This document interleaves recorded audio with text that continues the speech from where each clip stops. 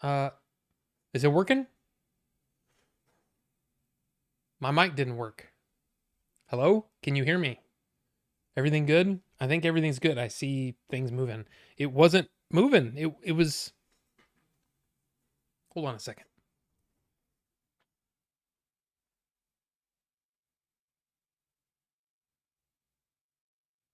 Okay. Well, I don't I don't know what happened. That was very strange. Okay. Hi. Welcome to Order 42. I am Rob and I'm still in pain, but it's going to get better. So everybody just chill the F out. Okay? Just chill out. Just chill out. But yeah, today was my first day of physical therapy, and I'm kind of in pain because they worked out a lot of things that I wasn't working out. So my hips, kind of like like where your butt is, it's very sore. Um, she basically told me that yeah, you have a bulged disc, which is inflaming your, and I can't remember what the muscle's called. It's basically where the sciatic nerve goes from your hip down your leg, because that's why you're feeling pain that way. It's all like it's all like tense and whatever. And so yeah, I have to do physical therapy for the next 6 weeks. The psoas muscle? Yeah, pretty much. If that's what you're meaning. Or is that actually true? All I know is I do have a psoas right now. Okay? But anyway, and hi Rachel, welcome. I'll say hi to all of you, but I see her saying, wait, what happened? Stupid. Okay? Number 1, I'm getting old, right? Getting older. After our Disney trip, I was trying to get something out of not the back seat, but you know, like the back of my wife's Jeep. So I climbed up into the back seat. And when that happened, I felt like a stretch. And I was like, ow, that kind of hurt. But then it went away. And it was tender for a couple of days, but then it completely went away. And then immediately I got sick because the next day was my brother's wedding. And apparently caught something at my brother's wedding. So I was coughing and sneezing and doing the whole bit. And all that coughing basically made all that inflame and get all jacked up. So for the last, I would say, month, I've been kind of in varying degrees of pain, especially when I'm getting up or sitting down. Everything else, walking, not that big of a deal. Every now and then it would, if I twist the right way, it would kind of hurt. But for the most part, walking was fine and sitting was pretty fine. So other than the fact that my sleep schedule is still completely jacked, I've just been dealing with that. And there have been days where it gets kind of depressing because you're just in pain and it sucks. But like I said, went to the doctor and all that kind of stuff, and they sent me to physical therapy. So today was my first physical therapy session, and I'm very sore, but in a good way. In some areas, in a good way. I mean, look, it's gonna take a while because apparently you've got to strengthen that all those back muscles, bottom, almost next to your butt. All those back muscles in there are kind of weak. And that's why this happened apparently. So yeah, I'm really kind of excited about this being a routine for the next 6 weeks, and then I can turn that routine into stuff that's going to make me healthier. So there you go. You blame Disney? I mean, it could be. I mean, Disney can be blamed for a lot of things. And I think this might be one of them. Freaking Disney with your amazing rides and wonderful family entertainment. How dare you? Look, the truth is, I had a blast at Disney and had no problems. I mean, if you think about it, think about what happened.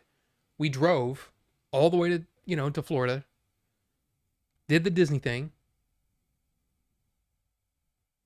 You can't hear it, but there's thunder, rolling thunder outside. There's been like all of a sudden out of nowhere today, storms just came up out of nowhere and none of it hit us. But I keep hearing thunder every now and then. I'm like, oh, because I live in Tornado Alley, so you never know. But anyway, I had a great time at Disney. But then we drove all the way back. So there's probably things, and look, here's the thing, and this is the absolute truth. As a dude of a certain age, 50, I maybe have not done everything that I could to be, healthy core and all that crap, right? So that's one of the things that I want to change. And it's one of those things that I've been really kind of building up to, but then just hadn't started. Well, here we go. This is a great start because I'm going to be doing this twice a week. I have to do these exercises every day. And yeah, hopefully, yeah. Did I drive through or by Kentucky? No. We actually drove kind of diagonally from Dallas Fort Worth down into kind of the bottom part of Louisiana, and then Mississippi and Alabama for like barely anything, and then drove through Florida. One of the things, we stopped in Pensacola and stayed there for the first leg of the trip, and then drove the rest of the way through Florida to Orlando, and then from Orlando back to Pensacola, stayed there, and then drove the rest of the way home. So yeah, it was all pretty much the same way, and it was basically because it was the shortest drive, because it was already going to be a pretty long drive. So you were on my side of the world. I know. But anyway, hey, let's get the show started. Number one, we've got a juice poll, a liquid poll going right now.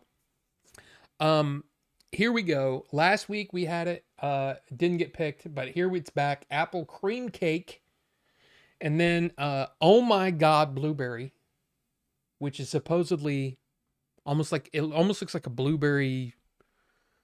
The picture that they show is kind of like a blueberry smoothie, and I love blueberry. And part of the reason why I pick the flavors that I pick for the juice poll is because I already have, some other stuff that is similar to some of the other stuff I bought. So I'm trying to pick things that are different than what I currently have. See, just moving the right way, man. Pain. Wonderful. Love it.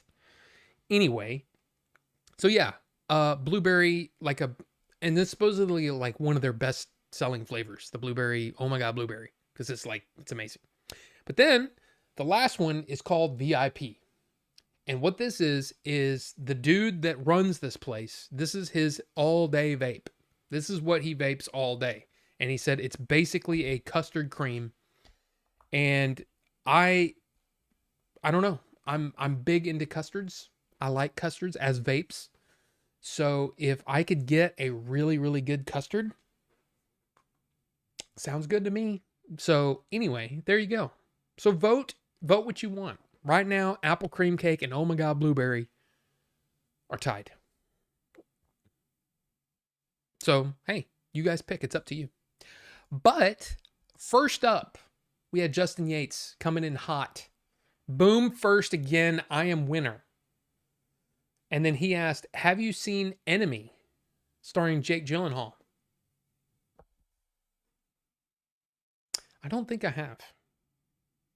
By the way, it's kind of interesting, just to let you know, if you're, at all interested. Lionsgate recently, I guess, joined or rejoined with Movies Anywhere, which means if it's a Movies Anywhere movie, it should show up in in all of your other connected storefronts, digital storefronts. So, for example, if you had a movie and you said, hey, I'm going to redeem it on iTunes. Well, it would also show up on Google Play, which means also YouTube, but also it would show up Fandango at home, all of the other retailers. Well, when you redeem the latest Rambo collection that I got from Amazon last week, when you redeem that, it goes to Lionsgate, but it does not show up in iTunes.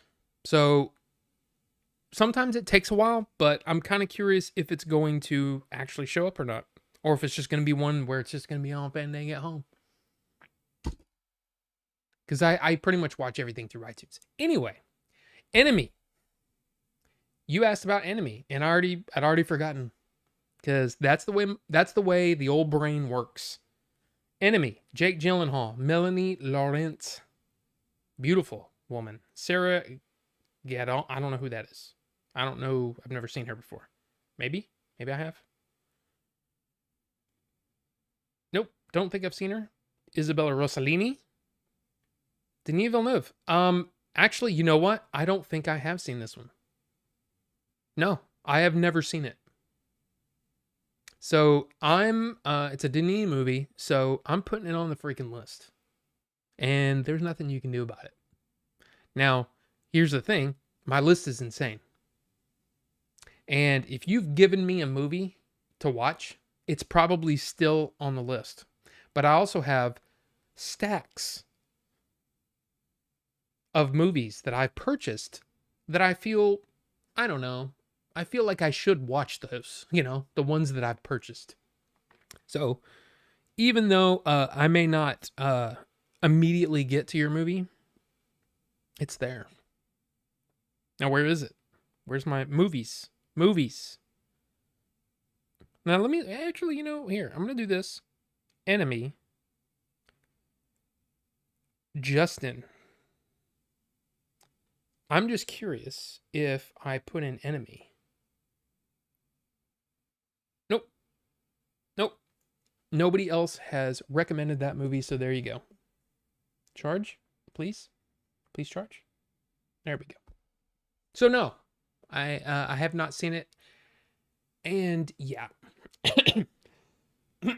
See, even that hurts a little bit. So there you go. Congratulations, Rufus said.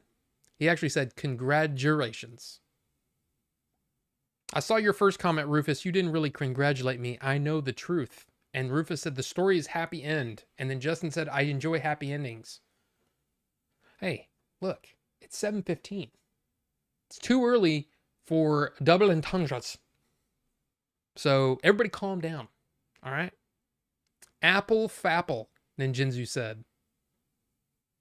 Look, here's the thing. I don't care which one gets picked. I just want to vape one of these. And all of these are something that I don't have going right now. Like this one is the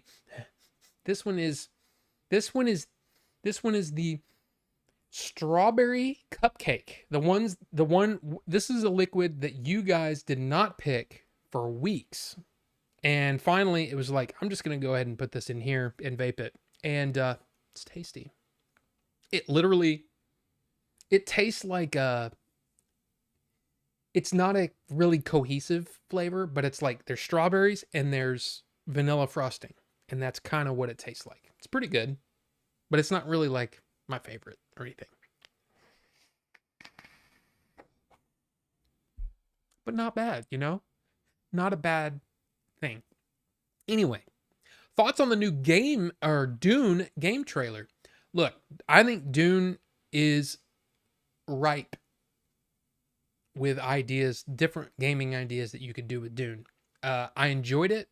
It's a what is it, like a multiplayer online RPG type thing, massively multiplayer. It doesn't really appeal to me as far as the kind of gaming that I like to do, but it's really cool. In fact, did anybody watch this State of Play between me, Justin, and Starfox and Max? Because I know Max did too.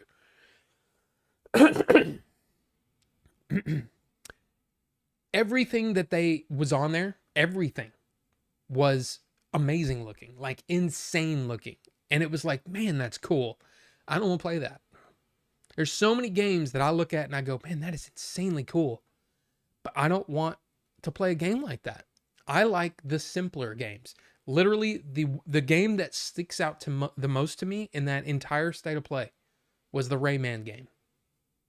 I think that looked gorgeous and it looked fun. I don't need constant particle effects and people's faces getting ripped off and guts falling out and all that stuff. Look, all that stuff is kind of cool, but it's just not for me. And it's not for, like, when I sit down to relax and play a video game, I just want to play a video game for like an hour and then go do something else. Gaming has replaced movie watching for a lot of people, which is why the gaming industry continues to, well, I was going to say continues to thrive. They've run into some problems too. But the gaming industry is big, like much bigger than the movie industry for the most part. And it's because of that, because a lot of people have moved over to just playing video games rather than watching a movie or watching a TV show or whatever. And it's like interactive playing or interactive storytelling versus passive storytelling. I grew up watching storytelling in a passive way. It's something that I've started to really understand about myself, is that I enjoy whatever. I enjoy passive storytelling more than I enjoy interactive storytelling. You know, I don't really want to play 14 hours straight to get a story. I'd rather watch a movie or a television series or whatever. It's just much more my vibe because I'm old. Even though I grew up with video games too. And maybe it's just because I've gotten older. I just enjoy that more. It's also why I enjoy watching Let's Plays. So for example, that Tomb Raider game looks amazing. It looks amazing. I might just end up watching a Let's Play on that. And be done with it. And it's also much cheaper that way too. That's another thing. A lot of people, they will spend their expendable income on their what entertainment of choice. A lot of people choose video games. I choose big freaking movie sets. That's why I can afford to buy those, is because I don't buy a bunch of video games. I don't buy a bunch of electronics and all kinds of crazy crap. That is my big expenditure, is movies. So there you go. Anyway, the Dune, basically, let's circle back around. The Dune trailer is super cool and super amazing. I love ornithopters. I love the idea of creating a base and all that. All that stuff is cool. I know what's going to happen. It's the same reason why I basically bought an Xbox Series X, did the whole pay monthly, you know, back when gaming systems were $500. I did the whole pay per month thing just to play Starfield. That's really the only reason I got that, is so that I could play Starfield. Because Starfield looked like exactly the kind of game that I could just get lost in and it would be so much fun. Guess how much I played Starfield? Like an hour. Seriously. And I never went back to it. And it wasn't because it was bad. And it wasn't because it didn't appeal to me. It literally, I played an hour of it because my attention is elsewhere. So, there you go. I will also, and Rufus said, I will always vote custard. Folks don't know how hard it is to find a good custard juice. Rufus, you're not wrong. Because some of them literally just taste like vanilla frosting. Shouldn't taste like vanilla frosting. It should taste creamy, but buttery and all that stuff. And then you can add to it, you know, you might have a blackberry custard or a strawberry custard or whatever. Kiwi and passion fruit. And dragon fruit. That's actually, dragon fruit and kiwi go together better than passion fruit. Dragon fruit kiwi custard, which is amazing, by the way. I've made one. It's pretty good. But yeah, you're right. A good custard flavor is hard to come by. So, there you go. And what is with AO, and then it says, come on. And then Hey Ninjinzu Games, and then there's a I don't understand I don't understand why there's. Do you guys see that? So okay, so pretty much right after I started, Ninjinzu said "Ayo," but now when I mouse when I mouse over it, it says "Ayo," and then when I take my mouse off, it's got looks like some sort of symbol, whether it's Japanese or Chinese or whatever, and then it says "Come on." And then Justin's has the symbol and it says, "Hey, Ninjinzu Games." But when you mouse over it, the symbol goes away. What's going on with that? What is going on with that? What's up with that? Anyway, hello, guys. Good to see you guys. Justin said, working, about to make food, waiting for Order 42 to start. There you go. And Jody B, welcome, sir. Good to see you. Excuse me. And then Ricky said, we hear you. Max said, it's all good. Yeah, the microphone, I don't know what happened. I think it's just because, okay. I've told you many times about, and this is not important really at all, but I have these things that there's a window that's kind of like, it's like an arch, but it's a short arch window over this big, huge window here, which I have closed at all times. And then I have that kind of blocked off because that extra light will shine right off of my forehead and make this big white spot on my forehead. Pretty much if it's daytime, it's going to be that. I mean, you can kind of see it. You can kind of see, well, a little shiny. But yeah, because I went to physical therapy. Bitches. I don't know why I said that. Anyway, the shiny, right? And it screws with the lighting and everything in this room. If I close that off, I can control the lighting better. I have my lighting setup, and that lighting setup lights the background. It lights my face. There's a little more brightness on this side, a little warmer on this side, and it lights up the background. That's how I roll, and I can control it. That way, it doesn't matter when I record a video, it looks the same. Anyway, so these things are basically big poster board that we've cut to fit that. It kept falling down. In fact, it fell 2 days ago, which is why I thought the mic was like maybe unplugged, because that thing fell. I didn't check because I was thinking maybe it got unplugged or something, but it wasn't. I think it was just it freaked out, and now it works. So there you go. Take that. Take that. Justin said, did you get any anti-inflammatory or muscle relaxers from the doctor yet? Hips, glutes being inflamed is the worst. Justin, I did, but I already took them all. So now it's Advil. And Advil actually does a really good job. So I've just been taking Advil. Psoas muscle is the one that goes from front of hip to the lower back. If you're looking at a skeleton, right? So skeleton, hips, legs, it from the tailbone kind of down and to the right, and then it attaches somewhere over probably on the outside of your leg. And then of course that's where she was basically focused on. She gave me a couple exercises that it's like, oh my gosh, that feels so much better. It like alleviated the pressure. She goes, yeah, you're going to be doing this exercise a lot. I'm like, okay then. So there you go. But thank you. Thank you. And Justin said, once the inflammation goes down a bit, you can start to tighten them up a bit. Stretching is your friend. In the future, it might be hard to do it now. Yeah, not so much now. It was weird. She had me do some things, and it was like this. My left leg was fine, and then my right leg was like, oh, I can't even. Oh my gosh, ow, ow. And she goes, okay, don't push it. I'm like, okay. She goes, it'll get better over time. I'm like, okay.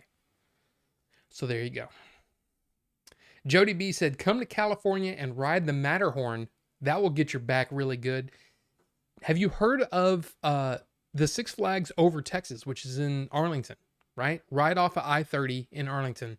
Pretty close to the ballpark, which used to be the ballpark, which is now Texas Globe Field or whatever it's called, and AT&T Stadium, which, is it still called AT&T? I don't even know. I don't go over there very much. Arlington's not somewhere I go typically.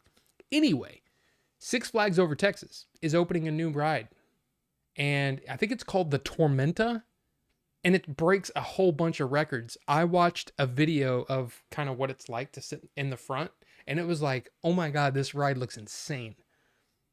And it's like the tallest, it's the fastest, it kills the most people. I don't know. It's probably not true. It hadn't killed anybody yet, as far as I know. Maybe it has. Anyway, it's supposedly like this record-breaking roller coaster that's opening right here. So it'll be interesting. And then Shozama said, the thunder rolls and the lightning strikes. Yeah. Good old Garth Brooks. You know, it's funny. I used to kind of like Garth Brooks and kind of like some of his music, but then I saw those videos that he was doing. I think I've talked about this before. The videos where they're kind of like social media videos, and it's like, this guy is, wow, he is so out of touch that it's comical, and it's a little like if he didn't become a huge star, he might have become a serial killer or something. You know what I mean? That's kind of the vibe that I get. And it just creeped me out. So now when a Garth Brooks song comes on, I'm like, I can't. And I'm not a country guy anyway. You know, I've never liked country, but for some reason, I guess it may be because I live in Texas, or maybe because, for a while there, Garth Brooks, God, I'm trying to move my leg here. For a while there, Garth Brooks was one of the biggest stars in music. But I would listen to Garth Brooks every now and then. Now I can't. It's just, he creeps me out. He just creeps me out. And then let's see. And then Rachel a couple of times saying that I'm wrong for not coming to see her. I'm sorry. But it was me and my wife and my sister-in-law and my niece. And it was a great time. And it was fun. Disney was fun, man. Movie High Club said top 3 Matt Damon movies and top 3 Mark Wahlberg movies. Who has the better lineup? Matt Damon. I don't like Mark Wahlberg, like almost at all. Did I miss the at ZZ eating? Okay. Sorry, I don't. The Streamlabs still doesn't. Wait a minute. What was that? This?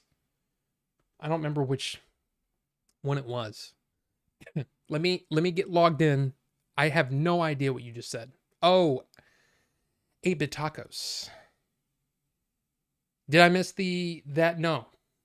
You didn't miss it because it didn't happen. So, but welcome. Good to see you. Good to see you.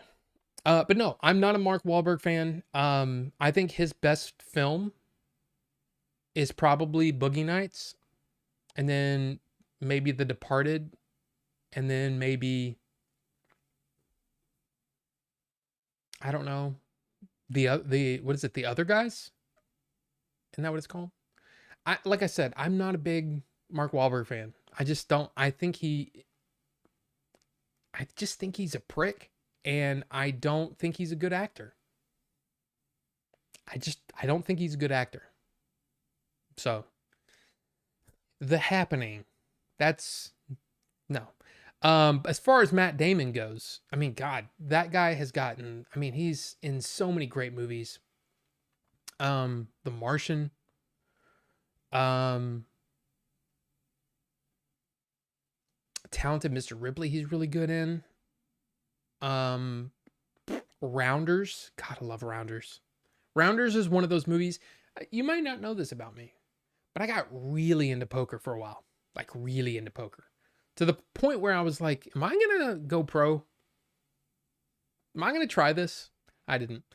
But Rounders is one of those movies that God, it's such a good movie anyway, regardless. But I got really into poker, and honestly, the last few weeks being, kind of not feeling great, I have been watching some poker live streams, and it's been kind of fun. Little Phil Hellmuth there, little Mike Matisow, or Matisow, I think he actually says. Yeah, it's been fun.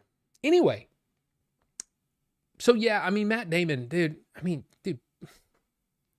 Throw a dart at a dartboard and you're gonna get a pretty good Matt Damon performance. But I mean, Good Will Hunting, he's great in. I actually really like both Ben Affleck and Matt Damon's performances in Dogma a lot. I think Ben Affleck is probably the one it's a little more of a showy performance, but it's still really good. So yeah, probably The Martian is probably my favorite Matt Damon movie, but the rest of them, I mean, pick one. They're so good. And I love Matt Damon. In fact, he's one of those where I own a ton of Matt Damon films. Didn't realize it. Let's see. Actor Damon. Matt Damon. I own 20 films with Matt Damon. Oh, the Bourne movies. Completely forgot about those. The Adjustment Bureau, Chasing Amy. He's in Chasing Amy. Anyway, Elysium. Ford v Ferrari. God, what a good movie. Interstellar, of course. The Last Duel, he was good in. He was really good in that. The Ocean's films, Oppenheimer, Saving Private Ryan. Yeah, I have a lot of Matt Damon films, so take that. Take that. Anyway, I use a product called So Right, expensive piece of plastic, but majorly help release that built-up stress. Interesting. Well, like I said, I think I pulled a muscle. I pulled that muscle when I was getting in the car, and I think it's just it all needs to be. There was a part of me that felt like something needed to pop, but I did all kinds of stuff to get anything to pop, and nothing popped. So I was like, okay, so I probably either pulled a muscle or there's something in there that I don't understand. Bulge disc makes sense. Strengthening all that up and all that stuff over the next 6 weeks makes sense to me. So we'll see. We'll see what happens. Only Demi Moore fans like blueberries. Gross. St. Elmo's Fire is a disgusting film that smells like Camel Lights.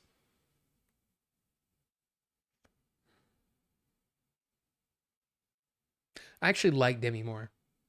I've always liked her. I always thought that she was pretty good. Her performance in A Few Good Men is pretty good. I mean, it's pretty good. But I've always liked her. I've always thought she was one of those women that's not like showy attractive, like showy, like super gorgeous, hot. But she's always been almost an everyday kind of beautiful, if that makes sense.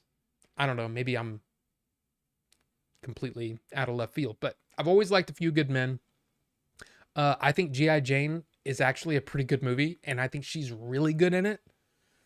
I don't know. I like Demi Moore. I thought she was great in The Substance. I thought she was going to win it. I thought they were going to go ahead and give it to her because, like her or not, she's given a lot to Hollywood, and she's been in some great films. So, anyway, I like Demi Moore, and I love blueberries. So, take that, Rufus. With your redness. That's why you're against it. It's because your name is Rufus the Red. If you said you like blueberries, that would go against your redness. Oh, Robert. Oh, you know, the Nuck will happen. The Nuck will happen. And yeah, Jody B, it's a survival game, but it looks like it's kind of like you build up your base, and I don't know if it's an online or RPG. I kind of zoned out. Just was looking at the visuals because I'm like, yeah, I'm never gonna play this, but wow, that's pretty. You know what I mean? Demi Moore eating blueberries. I'd watch that. By the way, hi Cosma. I hope you're doing okay, man. It's good to see you. Rufus said it was lame sauce, but I giggled like a schoolgirl when I saw Wolverine tearing people apart. How was that lame, Rufus? That was pretty awesome. My whole thing in gaming right now is that everyone is either a superhero or the best fighter or like, and I'm not saying that everything is so turned up. You know, when somebody gets scratched by Wolverine, and I'm not like he's scratched. No, I'm talking about like, there's not going to be geysers of blood. Everything is just hyped up all the way, guts falling out of stuff. He's got to freaking do it through here, and it's a little too much. And I'm not saying because it somehow turns me off or anything like that, because I like my samurai films where they do that stuff.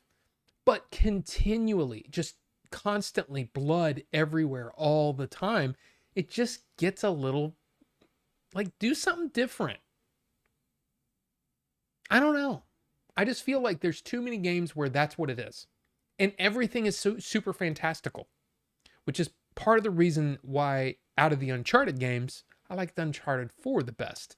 Still ridiculous, still had a lot of crazy stunts and all that kind of stuff in the game, but it was all grounded and it felt a little more real.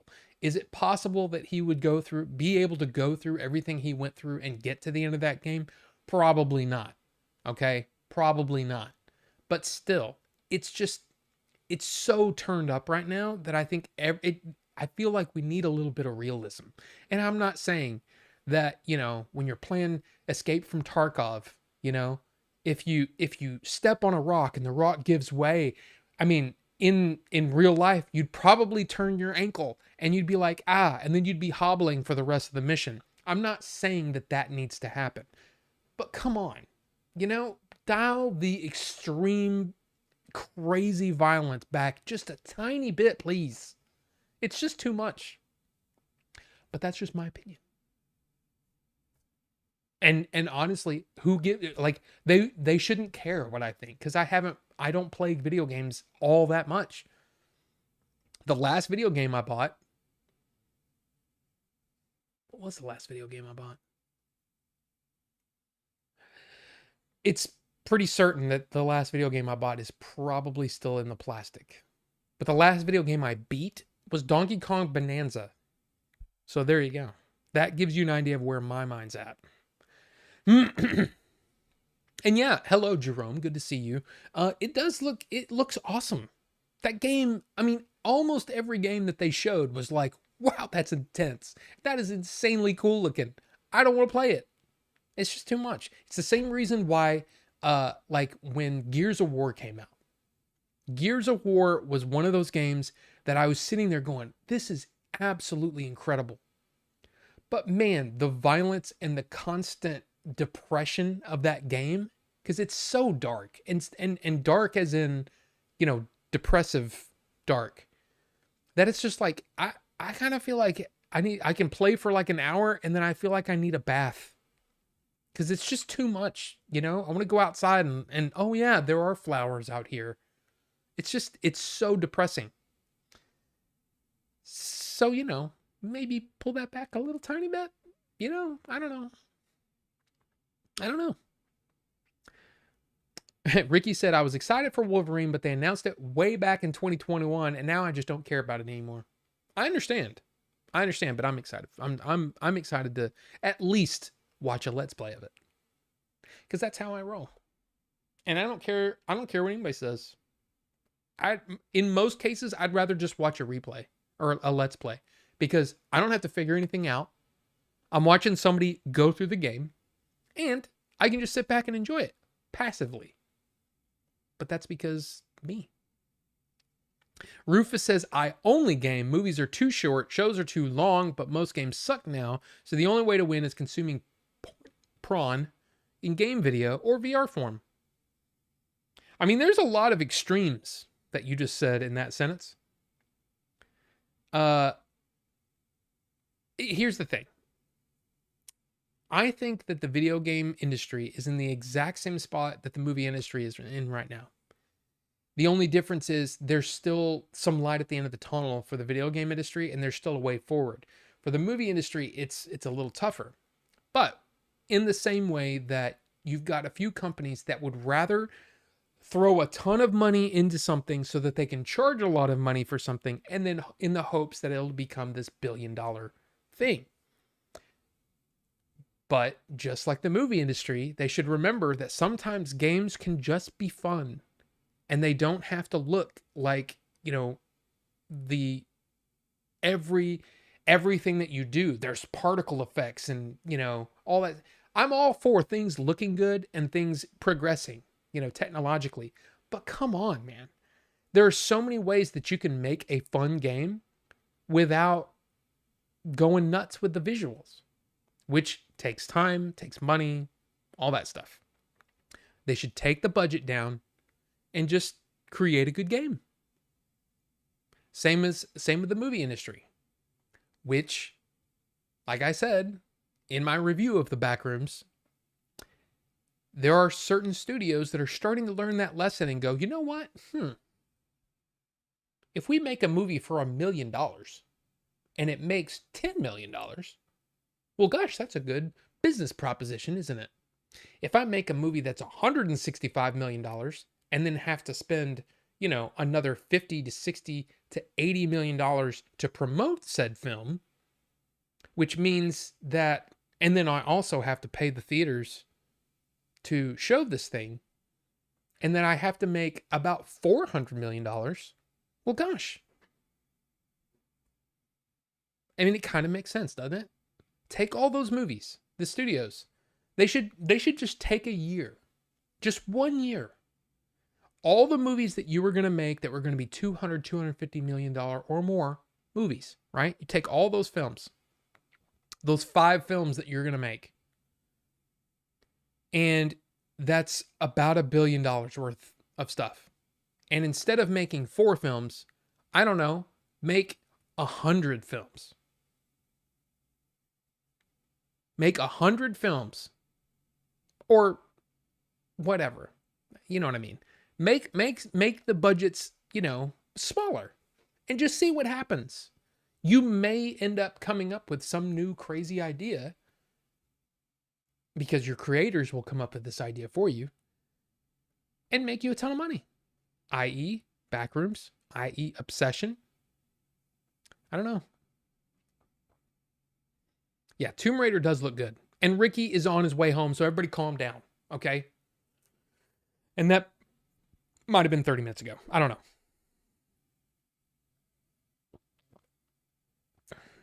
007 game is more of a movie feeling for me, which is why I'm taking my time with it. Now, that is a game that actually really interests me. It was actually hearing Wood talking about how, because apparently we have similar tastes when it comes to like stealth games.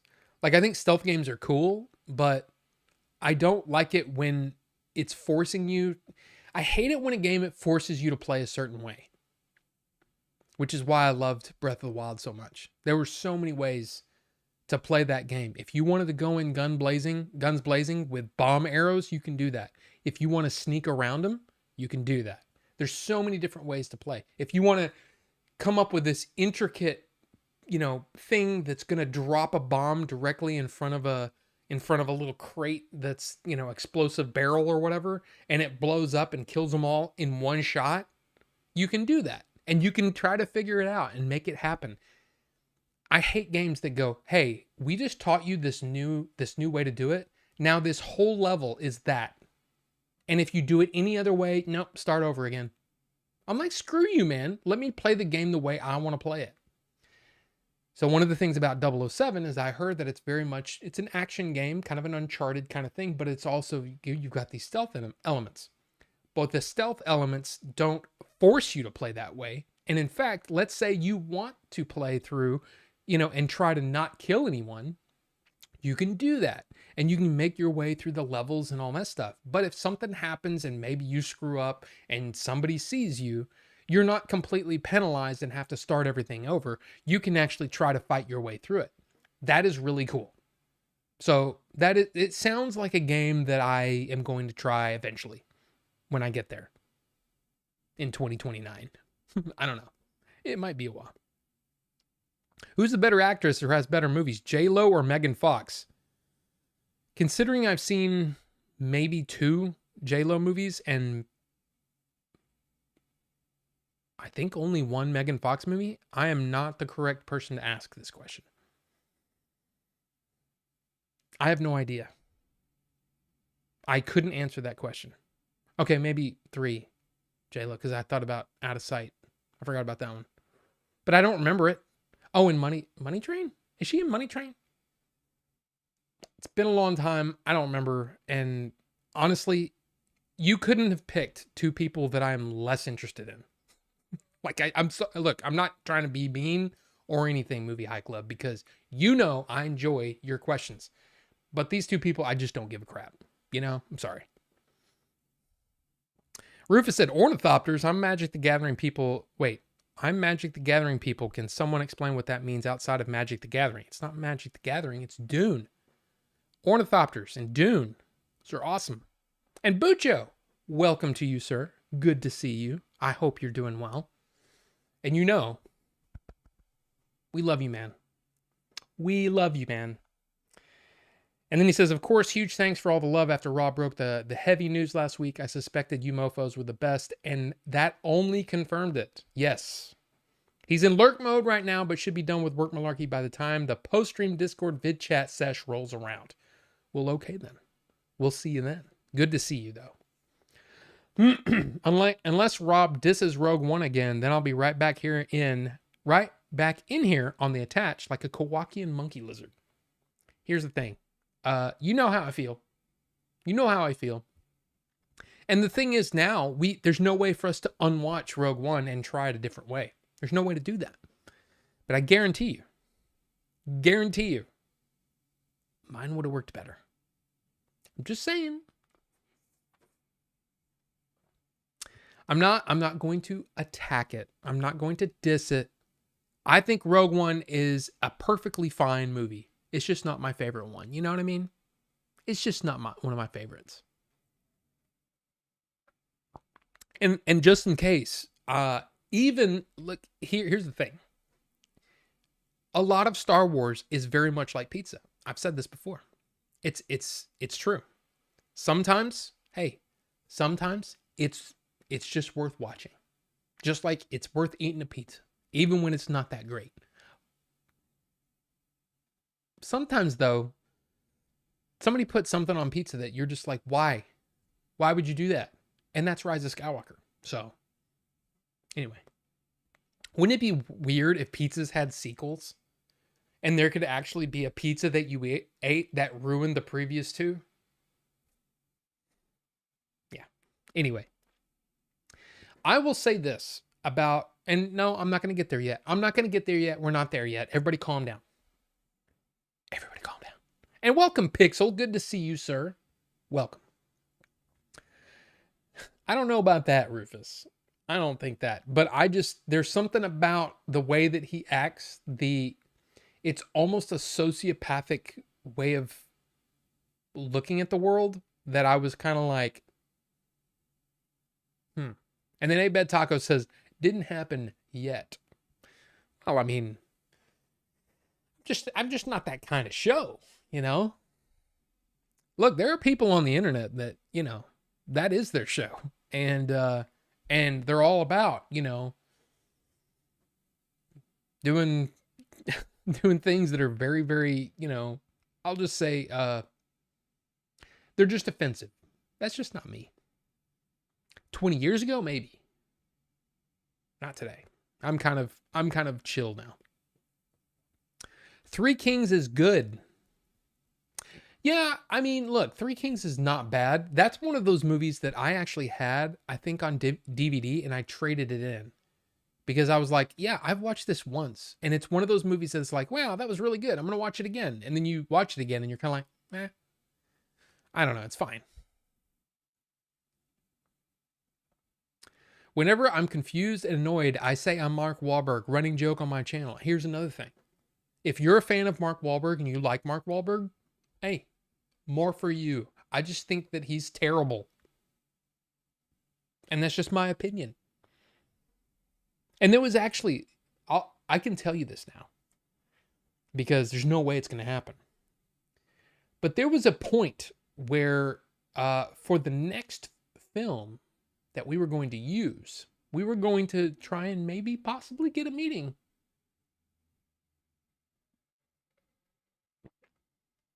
And I was like, I should probably stop talking bad about him, though, for a while. It never happened. But basically, it was one of those things where a connection It was a connection there, a possible, a person, a friend of a friend of a friend, and there was a possibility that, maybe it never happened though. So there you go. Ben Affleck's best three and Chris Hemsworth top three. Who has better movies? I think Ben Affleck is just overall a better actor. And the only reason that I say that is because I don't think Chris Hemsworth has gotten that role outside of Thor that shows that he can be a great actor. I haven't seen Crime 101 yet, which is one of those that I really want to see. But overall, I think so far, from what I've seen, and sometimes that's all it takes. Sometimes it just takes that one great movie to make you go, oh, there's the talent that I thought was there, but has never really been shown before. I think Ben Affleck's a better actor. I think dude, it's the same with Matt Damon. I mean, there's so many great films, of course, Dogma, but then you've got, God, The Town and Argo and, what was that movie that he did recently about the alcoholic coach? Because that was really good. He was great in that. I can't remember the name of it now. But I mean, The Accountant. I love The Accountant. I love Armageddon. Armageddon is ridiculously stupid. Okay? Let's just be honest. It's ridiculously stupid. But it's absolutely one of my favorite Michael Bay films. And I'm not a huge fan of Michael Bay. I own 2 on DVD from the Criterion Collection. The Rock and Armageddon. But I mean, to me, Ben Affleck is one of those, I'll always root for him. I love him. I think he's great in Good Will Hunting. I think he's great in just about everything. Dude, as Batman, he's great. I mean, I like him. Dude, Dazed and Confused. You hate him in Dazed and Confused. You hate him. And yet he just seems like a nice guy. And he seems like a really smart guy, very witty guy. I liked him as Daredevil. So yeah, in my opinion, Ben Affleck is probably the better actor. My favorite 3 of his are probably, it's probably going to be Dogma. And then probably Argo. I'm just kind of curious how many Ben Affleck movies I have in my collection. And that's the thing too, is that when I think about this, I try to think about it may not be so much of what movies, like how good is the movie? It's more about how good is his performance in it. Okay, so there's, Chasing Amy, the Clerks movies, Clerks 2, Jay and Silent Bob Strike Back, Justice League, Last Duel, Mallrats. Yeah, I have 15. I'm probably going to say, I think I said them. Dogma, probably Argo, and then maybe The Accountant. And then Chris Hemsworth is like, pick any Thor movie, pretty much. Because I think it was not good. Men in Black.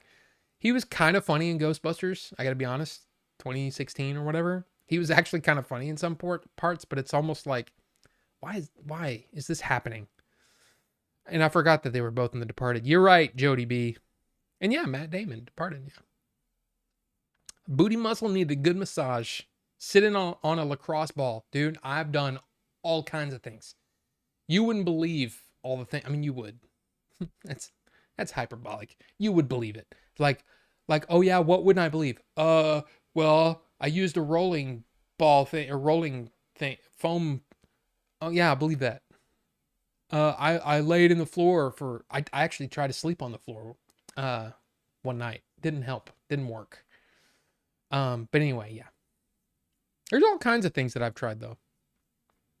Rufus the Purple. Yeah. Yeah. If Rufus the Red eats a blueberry, he turns purple. That's why he doesn't like him. Matt Damon plays a short cameo as Sean Oren. I don't know what that means.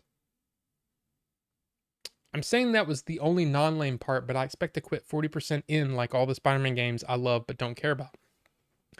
Look, I loved the first Spider-Man game, and I guess because I 100%ed it, I started playing the Miles Morales game, even though I love Miles Morales as a character and playing as Miles is awesome. For some reason, I got burned out.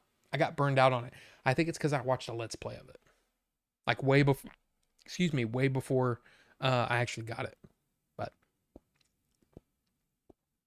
G.I. Joe Kung Fu Grip. That's why it's purple.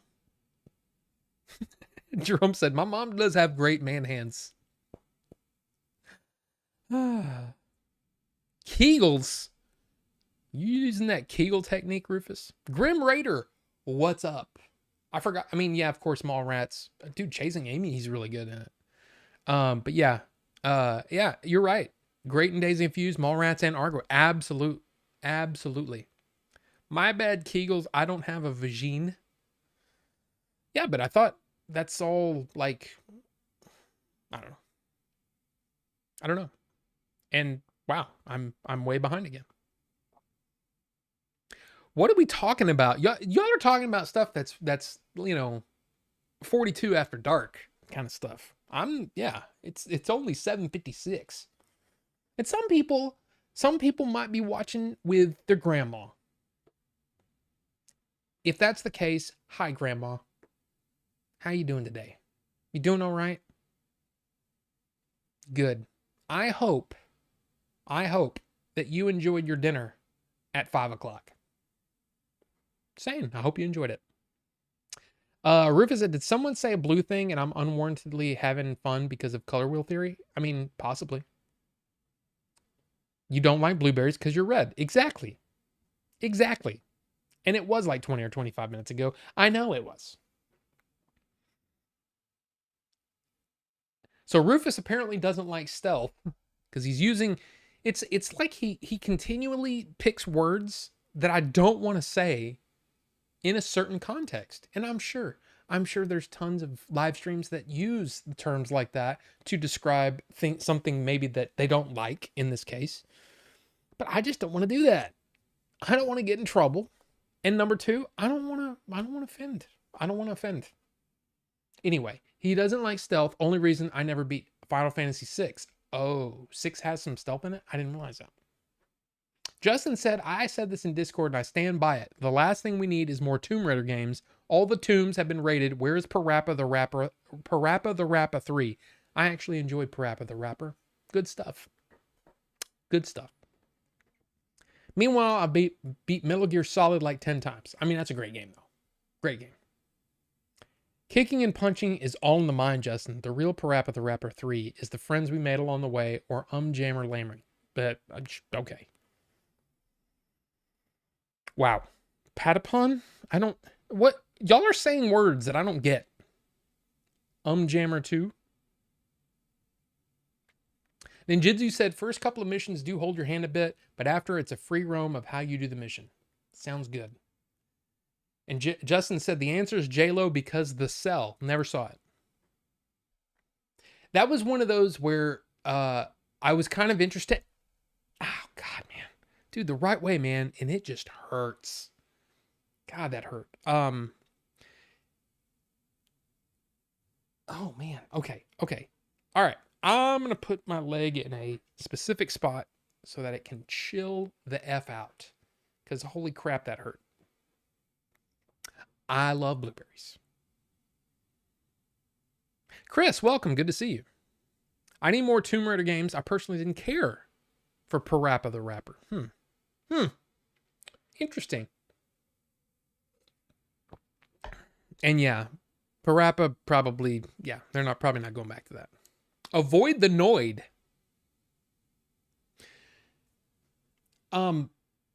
Movie High Club actually brought up in chat in Discord something along the lines of, what's your favorite frozen pizza? Like top 3 favorite frozen pizzas. And somebody said Rosati's. And I've never heard of Rosati's, but apparently there's one somewhat close to me. And I kind of want to try it.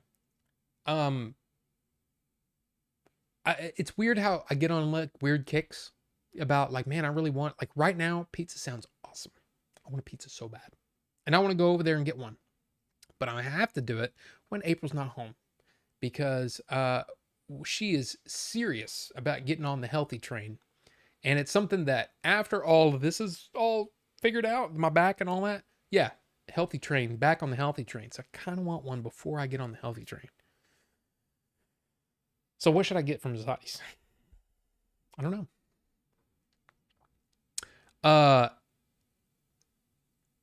Ratatan, not Patapon. What are y'all saying? I don't even know. I don't even know. Reindeer Games is slept on. Well, is it though? Phantoms is legit a great flick. I never saw that one. And sorry, it skipped down. I'm going back, but I can't name a single Marky Mark movie that I even really like. I mean, Boogie Nights is great. Is like legitimately great. It's a great movie. I love how dumb he is in that movie. And I mean, honest, and before you say, well, that's really mean to say, I'm saying he is dumb. John C. Reilly is dumb. I love how stupid they are. It's great. It's so good. I just don't know if Marky Mark was trying that hard. Anyway, I refuse to buy a Nintendo Tablet 2 for a PlayStation Portable sequel. The Switch 2 is great. Legitimately great. It's really fun. I mean, I love my Switch 2, but anyway. And I love the new Pro controller. You shill. Yeah, I'm being paid by Nintendo. I'm a movie basically a movie channel, YouTube channel, and I was paid to shill for Nintendo. Anyway. Some of the most fun Affleck is on the Kevin Smith movies. You're not wrong. I just like Ben Affleck though. I think he's legitimately a good actor. Matt Damon is too. My right eye is twitching right now. I don't know if you can see that. Anyway, doesn't matter. I want a Palm Pilot to Chips challenge. What? Affleck was the bomb in Phantoms. I know. I didn't say any Marky Mark movies were bad. I just said I haven't seen a single one that I really like. Right. Snoogans. Yes. True. Sean 420, welcome. Good to see you. Happy Tuesday to you. That's my PlayStation. Where? But good to see you. People also tell me Marvel movies are great flicks, and I don't like them. Dude, that's one of those things that I just can't agree with. The idea that, oh, I got comic book fatigue. I understand that you are tired of a certain kind of movie, probably the same way that I'm tired of a certain kind of video game, right? These first or third person, whatever, that all feel like the same game with a different skin, or particle effects and all these crazy things that just make, it's just like ADHD. Oh my God. It's overboard. It's too much. Just tell a good story and have a fun game to play. That's what I want. That's why, like I said, I looked at Rayman and was like, yeah, that looks like something for me. The last Astro Bot, that's a game for me. A fun game, a fun, just entertaining time. Donkey Kong Bonanza was great, and there was shit going on everywhere, and it was awesome. I loved it. So, although I will say that after a while, it's kind of like, okay, can we wrap this up? I'm kind of ready for this game to be done. I can't stop playing the game until the game is done. So can we wrap it up? I honestly, I don't think I've played it since I beat it. I was kind of like, okay, good, it's done. That's just how I work, I guess. But I enjoyed it. I enjoyed my time with it. So what I'm trying to say is I'm a sucker for a well-told comic book genre film. I'm a sucker for it. I love them. I love Marvel. I love DC. I love them. And there are some of them that I've watched and I go, wow, that was terrible. But I still go back. And the thing is I think that when people say that, it's an excuse. I honestly think it's an excuse. You just don't want to watch that kind of movie anymore, and that's your excuse. Well, I just have comic book fatigue. No, you have, I don't want that kind of movie fatigue. I'm tired of fantasy fatigue. I'm tired of sci-fi fatigue. I'm tired of vampire movie fatigue, horror movie fatigue, whatever it is. Be specific. I say that is not the kind of movie that I want to watch right now. And that's fine. There's nothing wrong with that. But let's be specific. Because guess what? In the last 10 years, there's been some absolutely fantastic comic book films. And guess what? Every single IP, if you go, wow, Star Trek right now, man, it's just completely dead. But if they came out with an amazing freaking Star Trek movie, you'd be right back on board. Why? Because that's what you want. You want a good story. And if you can continue to tell a good story in any genre, in any format, you're way back on top. Which kind of, is my kind of thinking about, like, say, Star Wars, that was number 3 this weekend. In its second weekend, behind 2 movies that you could have made probably 20 movies almost for the amount of money that it cost to make one Mandalorian Grogu. You could have made 20 Backrooms or 20 Obsessions or whatever, maybe not that much. A lot though, a freaking lot. You can make a lot more movies with a lot more chances, a lot more bites at the apple, right? Because you never know. You never know when some movie is going to come out of nowhere and just be like a hit, right? But what I'm trying to say is, you're just one. When people say Star Wars is dead now, no, Star Wars is in a rut. It is in a rut. And anybody who's a fan of Star Wars can admit that Star Wars isn't in a rut right now. Star Wars needs a hit. But all it takes is just one more movie to really come out on top. It's like your favorite boxer, your favorite MMA fighter, whatever. All it takes is one big win, and they're right back on top, and people are talking about them again. And that's what it takes. It takes a good story. So my opinion, crap. Look at this. Just look at this. Backrooms, $10 million budget. Made $110 million this last weekend. Obsession, with a $750,000 budget. $750,000 budget, less than $1 million, and it's already over $130 million box office. Think about that. That is insane. That is absolutely crazy. Iron Lung, I think he said it cost $3 million, and it's made $50 million worldwide, and now is available to buy and rent on YouTube, I believe. I have not watched it yet, but I'm going to, because I feel like I owe it to Markiplier to give it a shot. I don't think it's going to be, the best movie in the world, but I think it's worth a shot. Same reason why I got Shelby Oaks, even though I think Shelby Oaks wasn't that great. But you know what? I'm so behind new voices and new people to tell interesting stories. That's what it's about. So the studios should take a lesson from that and say, you don't need a good budget, or you don't need a huge budget to tell a good story. Now, you could also argue, well, they're just using some of that money to, so they can launder money or whatever. Okay, well, you're getting into conspiracy theory now, and I have no way to confirm or deny those things. But from my perspective, all it takes is a good story. And every IP that is flailing right now or not doing anything, all it takes is one great story to put that IP back on top. That's all it takes. That's all it takes. And by the way, like I said, Marvel has been doing great stuff.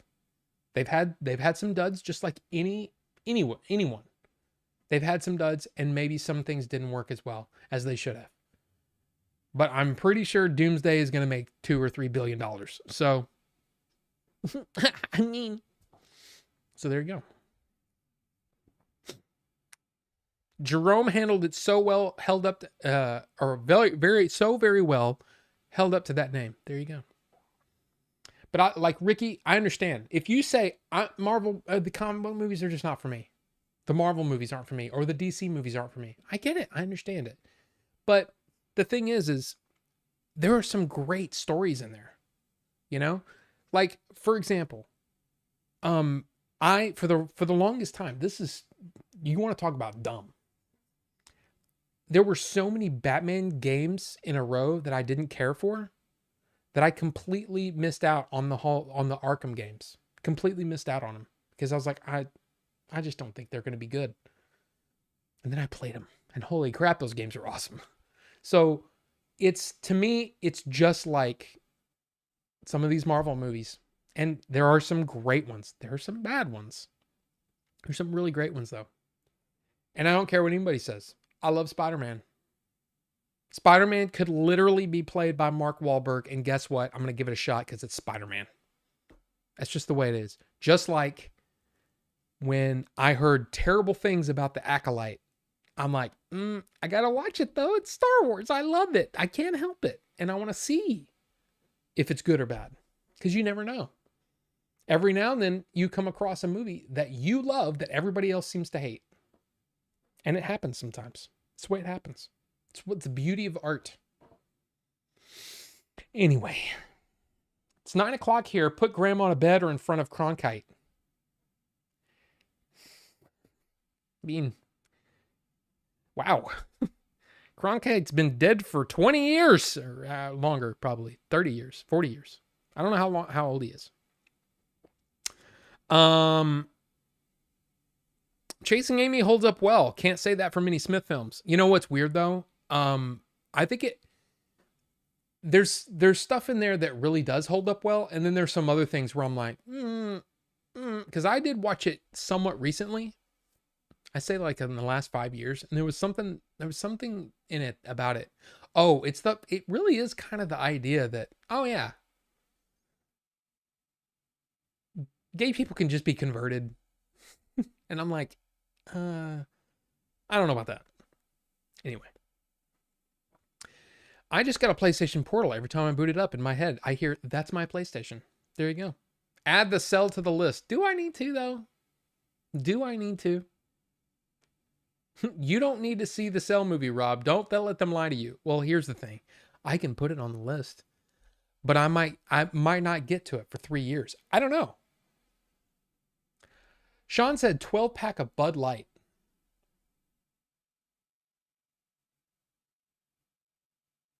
I'm not sure what that means. I'm not a drinker though, so just not. Pizza. Domino's is half off pizzas right now. Jeez. Switch. I haven't been drinking at all. So, Switch 2 is amazing with the Pro controller. And Filbert said, "Is this that movie guy I hear all about?" I mean, yeah, like the whole internet is just buzzing about Order 42, that 50-year-old dude who talks about things. I mean, he kind of a movie guy. Not sure since he's talking about nothing. That's true. And yeah, Astrobot is great. Astrobot is really fun. I kind of want to buy the new Lego Batman game, but I kind of want to wait until it's on Switch. I don't know. As a comic purist, I think the Marvel movies suck as well. It's not fatigue. I've not seen a single movie I'd sign off on aside from maybe Iron Man, like the original MCU flick. I don't know what to say to that, because there's been a ton of movies that I love. But, you know what I don't have? Order 42 fatigue. Well, that's good. I appreciate that. I don't have comic book fatigue. I just don't care for the characters. Give me X-Men and I watch. Oh, yeah. Dude, I'm just ready. I'm ready for all of it. Give it all to me. I care too much about the characters. Well, here's the thing though. You have to get past the fact that there's going to be different versions of the characters that you love. So for example, when someone says, "Hey, we're just going to recast Luke Skywalker," I'd be like, "Good." What do I care? We're going to recast Indiana Jones. Awesome. Go for it. Harrison Ford. Harrison Ford is 86, 87, however old he is. He's freaking old. If you want to have new Indiana Jones stories, you're going to have to get somebody else or do it in a completely different medium. So what is your choice? If they're going to do an Indiana Jones movie, what's your choice? Or do some fake AI crap that sucks? No. Just recast. It's not that big of a deal. James Bond's been doing it since 62. Well, 69 actually, when On Her Majesty's Secret Service came out. Then they said, well, I guess we go back to Sean Connery. And Diamonds Are Forever was kind of meh. And then they moved to Roger Moore, and some of those were kind of meh. You know what I mean? James Bond's been doing it for a long time. You got to get over it. It's literally a character. They're not real. Just like, Magneto, not real. I'm sorry to break it to you. But, sometimes you're going to enjoy the take on the character and sometimes you're not. And that's fine. But I don't think anyone should get too attached to the source material. Enjoy the source material. Love the source material even. But know that when you're transitioning into a different medium, you're going from a comic book into a film, some things are going to have to be left out. And that's fine. The comic book still exists. And you can choose. You can absolutely choose not to watch those. But there's some really, really great stories that never existed in the comics. Guardians 1 is a great example. Guardians of the Galaxy. I love that movie oh my God, I love that movie so much. It may be my favorite Marvel movie.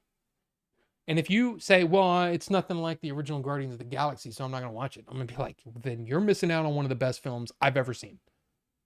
I mean, I don't know about that, but it's way up there. I love that movie.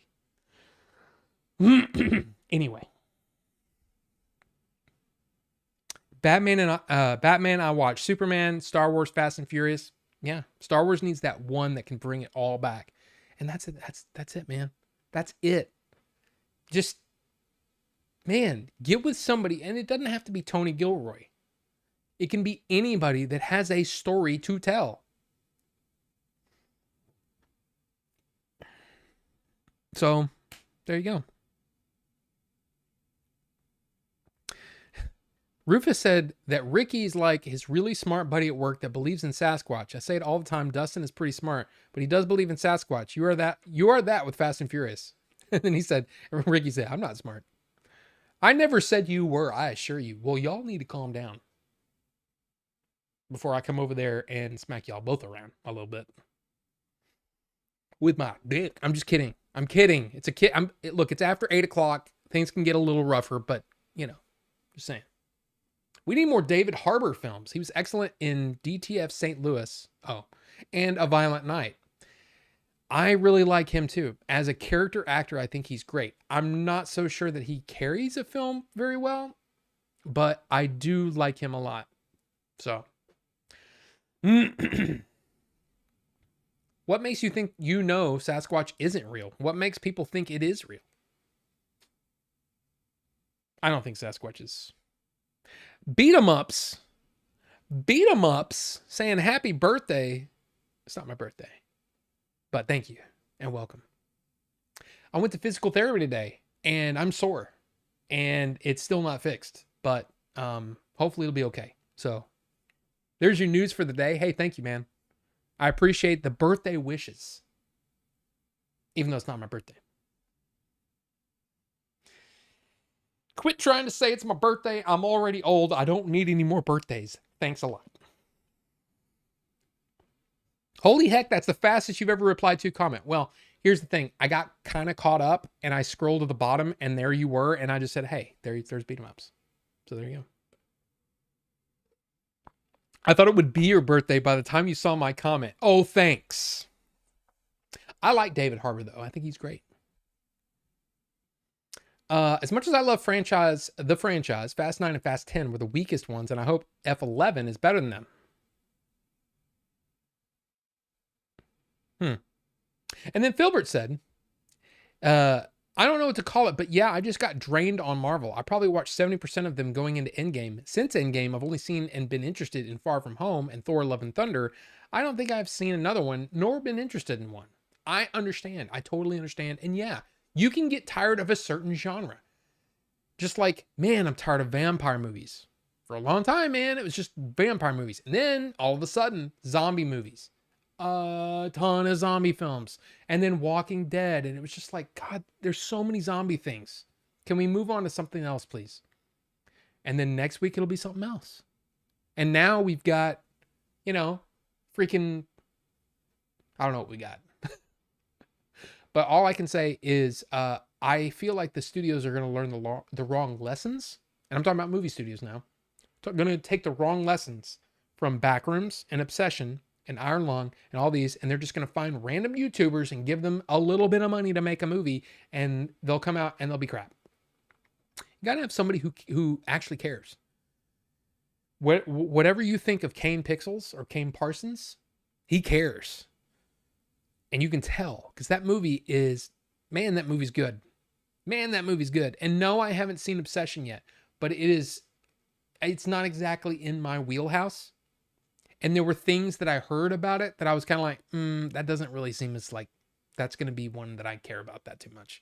I'll probably end up watching it eventually, and it's probably going to be like Barbarian, where everybody was going nuts about Barbarian. Oh, you got to see Barbarian. You got to see Barbarian. And I was completely let down by the third act. That's what it sounds like with Obsession to me. Now, if you love Obsession, go for it, man. I'm glad. Dude, I cannot believe a horror movie, a low budget horror movie like Obsession, $750,000 budget, comes out in one weekend and completely destroys that budget. The next weekend, it goes up by 39%.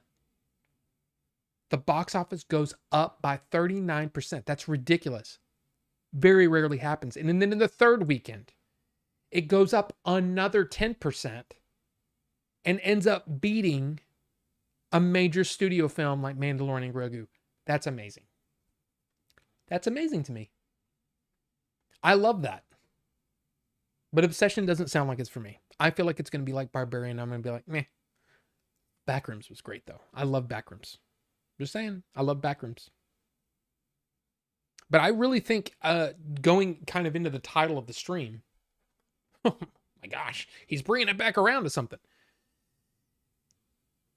I really think that we're in the midst of a new movie revolution, kind of like the mid-90s, when all of a sudden indie filmmakers were coming out and blowing away everything else in the box office. You got Pulp Fiction and Clerks and Trainspotting and all these movies, independent films that were coming out by young filmmakers. At the time they were young filmmakers. God, Robert Rodriguez is another one that you can throw in there. Danny Boyle. And I mean, it's just, dude, the mid 90s, it was a new era. And it was the feeling of movies was changing a lot. Guy Ritchie even got in on that. Everything was changing. In the 70s, we had Francis Ford Coppola. We had Martin Scorsese. We had George Lucas. Brian De Palma. All of a sudden, William Friedkin even. You've got all of these young guys coming in and changing what film was. Now, if you think about it, 70s, 90s, middle of the 2010s, we didn't really get much. But in the middle of the 2020s, we're getting this. And this is an exciting time. If you're into movies, this is an exciting time because it's new voices, new people telling new stories in, I would say, relatively new ways. What I've heard about Obsession is that it really is more of a it's more of a standard horror film. There's not a whole lot new other than it really captures the feeling of like Gen Z. There's a lot of things that Gen Z really gets a lot out of. I don't know. I'm not Gen Z. I'm Gen X. It's kind of like when Dazed and Confused came out. And all of a sudden it was like, oh my gosh, even though this movie is set in the mid 70s, the summer of 1976, I'm sitting here watching this movie and I'm getting a lot out of it. I'm understanding a lot of what they're going through. And I really connected to Dazed and Confused. I really connected to Clerks. I connected to a lot of these movies in the mid 90s. And I think that's what Gen Z needed. And it's one of the reasons why I feel that Gen Z wasn't going to a whole lot of movies. And it's because a lot of movies were based, and these are theories that have been around for a long time. But I think that Gen Z needed something that it could really dig their teeth into. And it just so happens it's Obsession, it's Backrooms, it's Iron Lung. These movies that are just doing incredible numbers. So, again, if you're a movie fan, this is an exciting time. We could get a whole new group of directors doing something different if they're not beat down by the studio system. We'll see what happens. But it's actually kind of exciting. I mean, you could throw in, even though they're not YouTubers, you could throw in people like, was it Yorgos Lanthimos? And who am I thinking of?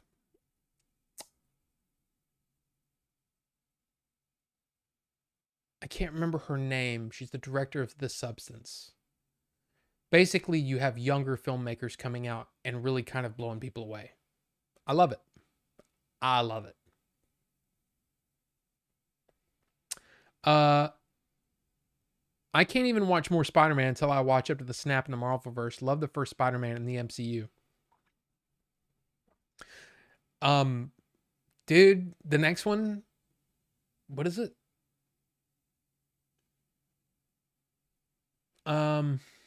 What's the next one called? Brand New Day. I was reading something that Kevin Feige said that Brand New Day is basically kind of like, this is where we're getting back to kind of the basics of Spider-Man, where it's him dealing with an issue in his neighborhood. It's him, living on his own in an apartment and all that kind of stuff. I'm dude, but it's Spider-Man, man. I'm down. I'm 100% down. And I don't care if it's Tom Holland. I think Tom Holland is actually a pretty good actor. So, just saying. I know not everybody agrees, but that's just my opinion. By the way, we still have a tie. So y'all need to break the tie. Apple Cream Cake and Oh My God Blueberry are tied. They're still tied. We need to hurry up and pick a winner, but we need to break that tie. So somebody break that tie and go.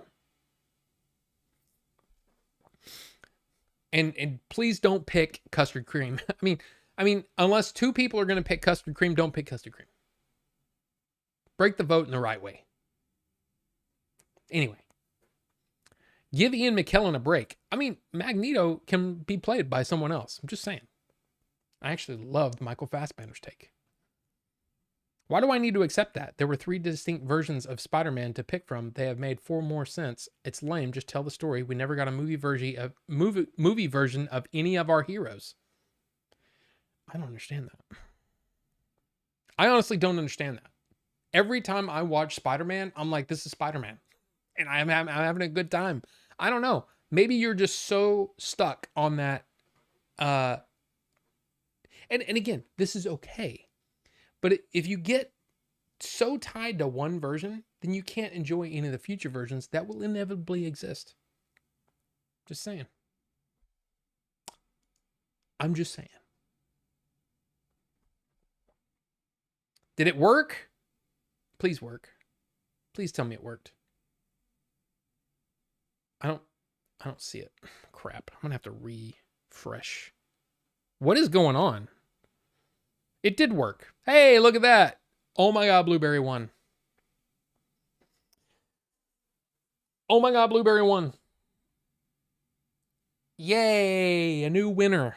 A new winner. And guess what? We're going to have to... Oh, am I gripping not right? And have to make eye contact. Is it after dark yet? Sorry. If Grandma's still up, I'm sorry. I'm just playing around. Whoever is making you watch this, because you're probably bored out of your mind, I apologize for the aggressive, almost euphemism for jerking someone off. I'm sorry, okay? I'm sorry. I'm just playing around. Okay. Oh my God, blueberry. Holy crap. Okay, this is interesting because just by smelling, I smell almost like three different versions of blueberry. I smell a really fresh blueberry, but then I smell like almost like a candied blueberry. Almost like, I don't know, like if you could imagine if they made like a blueberry, like Nesquik, you know what I mean? But with blueberry, if you can imagine how sweet that would be. So who knows? Who knows? But it's time. It's time for the nuck. You ready? That's actually a pretty big drop. But it's time for the nuck. Oh my God, it's blueberry. Got 38% of the votes. Here you go.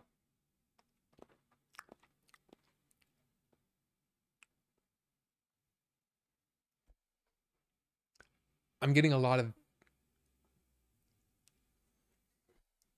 You know what that almost tastes like? It almost tastes uh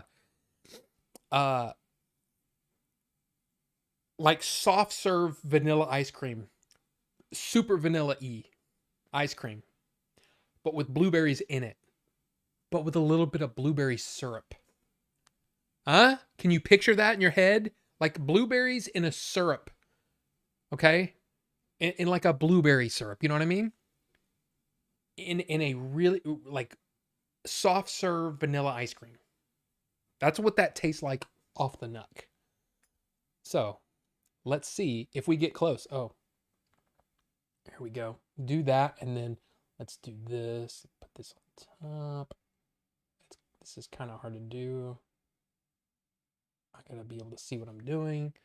Put a little here. And then the other side. Come on. The other side here. Put it on there. This is gonna be good. I hope this is gonna be good. Turn it on. And then put it on here like that. And then let that soak in. Let that soak in. Look at that. Huh? It smells the same. So we shall see.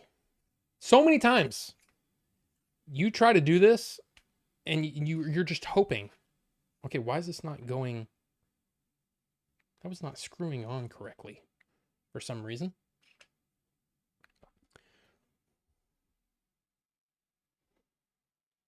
I should have done that first.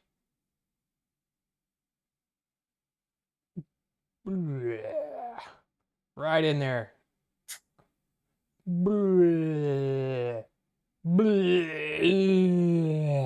Why am I doing that? I don't know.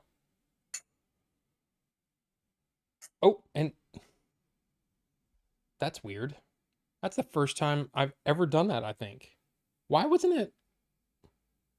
Did I miss? Okay, I just got liquid everywhere. Hold on a second. I'll be right back.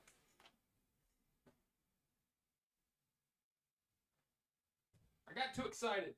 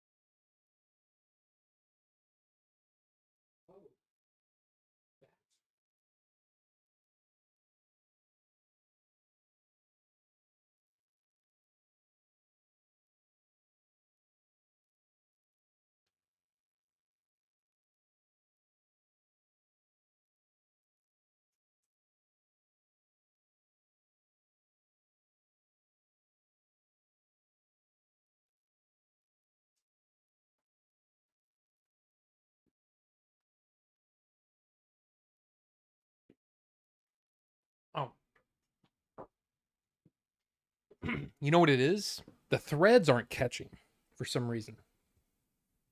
So I'm gonna have to figure this out.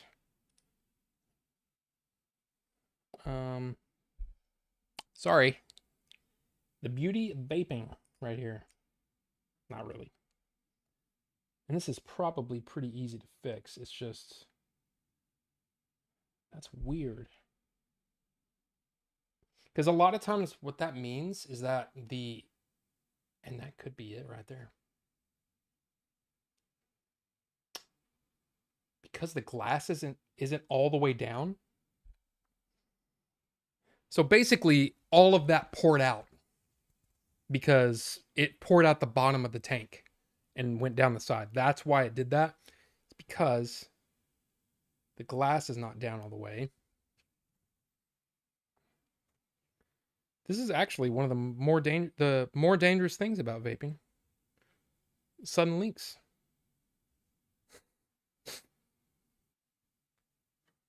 Okay.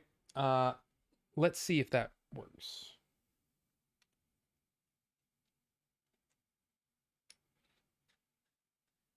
There we go. Yep. That's what it was. The glass wasn't down all the way. Or glass wasn't. Anyway. Basically, it's my mistake when I cleaned it earlier. I didn't attach the glass all the way, which meant that it wouldn't. All the liquid will leak out. So let's try this again and just see.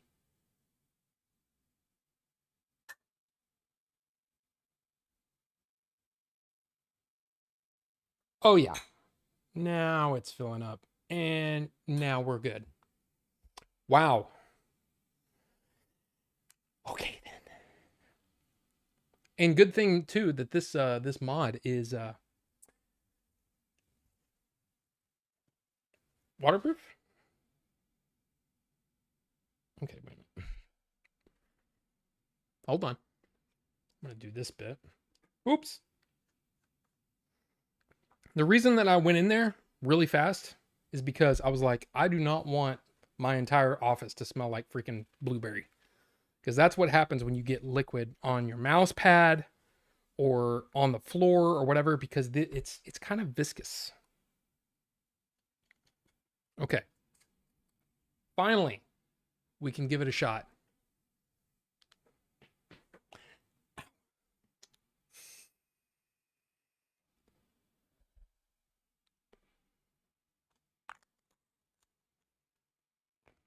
Weird. Regular isn't a real thing. It's just your need to be accepted, projected onto others' opinions. I'm not sure what that's in a reference to. I mean, that's quite astute. But I don't know.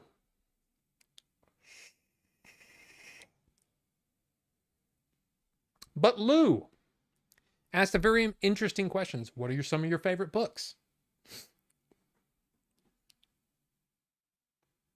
Pretty much anything by Tolkien. I love Tolkien stuff. More of the Middle Earth style. I'm not as into the other stuff, but there's Tolkien. There's of course Stephen King. I absolutely adored The Dark Tower, but that is not an easy thing to recommend because I think that you have to kind of be a long time Stephen King reader for The Dark Tower to work for you 100%. But I love The Dark Tower. I'll even say it. I still think that at the time when I finished Harry Potter and the Deathly Hallows, that Harry Potter was the most rewarding experience of my life up to that point. Then I think for me Dark Tower has eclipsed it, but I still have a love of the original story. Not the movie so much, but the original story I love. And no one will be able to change that. I don't care. Ooh, that's weird. Some of the paint came off when I was rubbing it. Which is fine. This is not like a super expensive mod or anything. But wow. Okay. So that first hit was almost floral. in nature, almost like if you can imagine like a blueberry flower. That's what it kind of tasted like. That wasn't great. But the second one tastes more of what I was expecting, more of a blueberry syrup kind of thing with a mixture of fresh blueberry in there because it's a totally different thing. It's kind of like you taste a banana and then you taste a banana runt. It's a completely different thing. Two different style of banana. And then you can have a caramelized banana, one that's been, seared a little bit on a grill. It's completely different.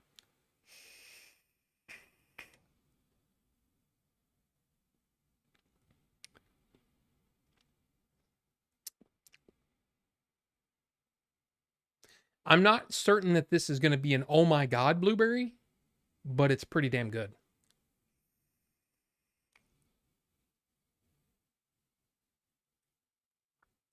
That's really good. That's really good. Like I said, it's a mixture of blueberry flavors. It's not just a fresh, it's not just candied, and then there's that creamy note in there, almost like a yogurt. It's more of a yogurt flavor now. That I'm getting, less of a vanilla soft serve, if that makes sense.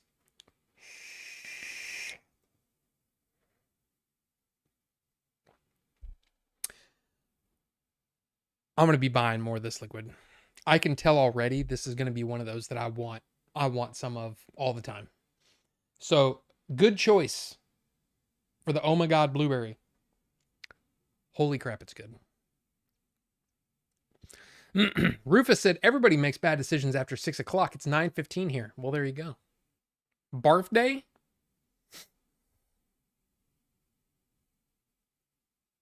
And now we're really behind. We're really behind now. Wait.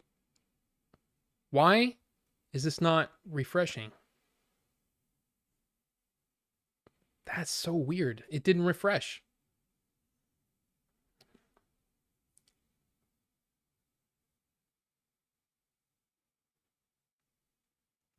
I posted this message last year. No, you didn't, Ricky. Give me a new Underworld and Kate Beckinsale. Have you seen her lately, though? And this isn't a, oh my gosh, she's so bad. But unfortunately, there is a habit of actresses to start doing work on their face. And it makes her look odd. And it makes her look strangely like other people. And I don't like it. It's not my decision and it's not my business. But I really dislike that. I dislike it when actresses feel like they have to look like somebody else. I don't like it. And honestly, she looks different to me. So Megan Fox is another one. She looks completely different than she did. And it's not just getting older, because people, can change as they get older. It's not just that. She looks like literally different.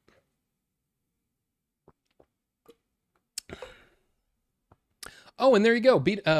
Rufus said, "Hey, Wood, you never knew likely, but I was one of the trash talkers thinking you abandoned the boys, drove Rob nuts, and he couldn't tell me the contrary. I feel like it's been enough time now. Can apologize and not be that guy. I'm sorry, man." Well, dude, I love to see that. I love to see that. And yeah, Wood is a good dude. And that's not just because, not just because, I know Wood better than I did back then. But there you go. I appreciate it.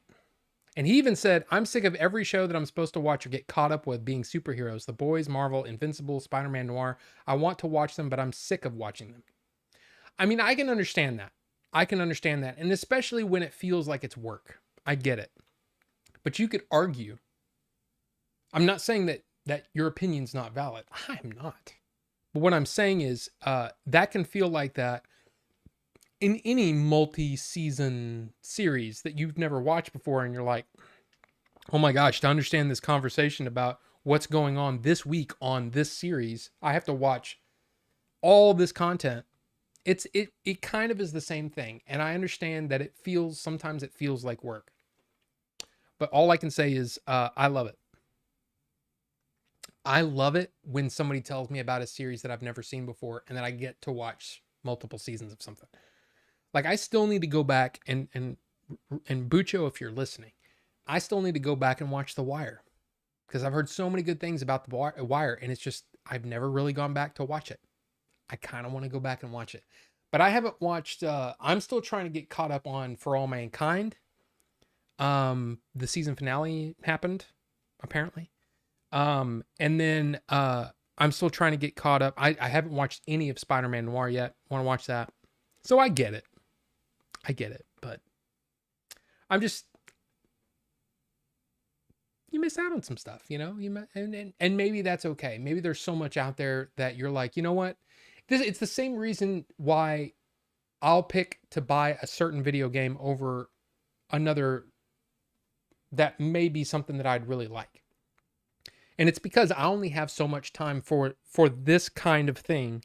I'm gonna get the one that I think is the best fit, and I understand that too.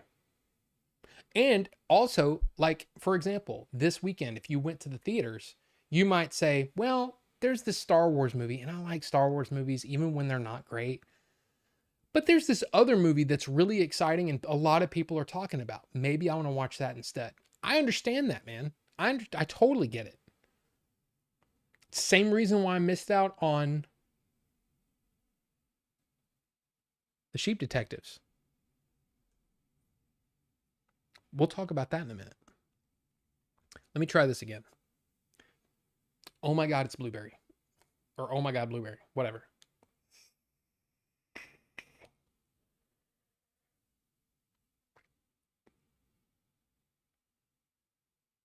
As somebody who is a huge blueberry fan, I love this. I love it. It does taste more like a yogurt to me, which is great. So, there you go. My favorite goth baddie is definitely Beckinsale in Underworld. Saw it in theaters. Wow, wow, wow, wow, wow. Yeah. Yeah. And then Ricky said for beat 'em ups to watch the Netflix live action Yu Yu Hakusho. It's so good. There you go. I would love a new one with her and Charlize Theron as a vampire as well. Hey, you never know. Obsession was way better than Barbarian. Really? Well, I still want to watch it. Again, I went and watched Sheep Detectives on Monday because I kept hearing people talk about it and say, wow, this was really good. I'm just going to tell you, this is one of the best movies of the year. It's going to, I guarantee you, this is going to be in my top 5 of the best movies of this year. I don't know where it's going to hit yet, but it's going to be in my top 5. And it's shocking for me to say that because I saw the trailer and went,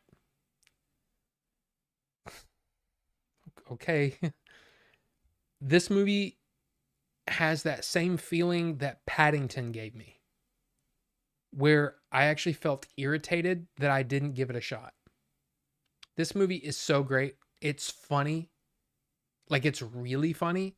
There's some jokes that went over my head and April had to explain to me. And once she explained to me, I'm like, okay, that's really awesome. I didn't catch it. I didn't catch the joke. It's so funny, but it's so good. It's such a heartwarming, beautiful story. It's really well done.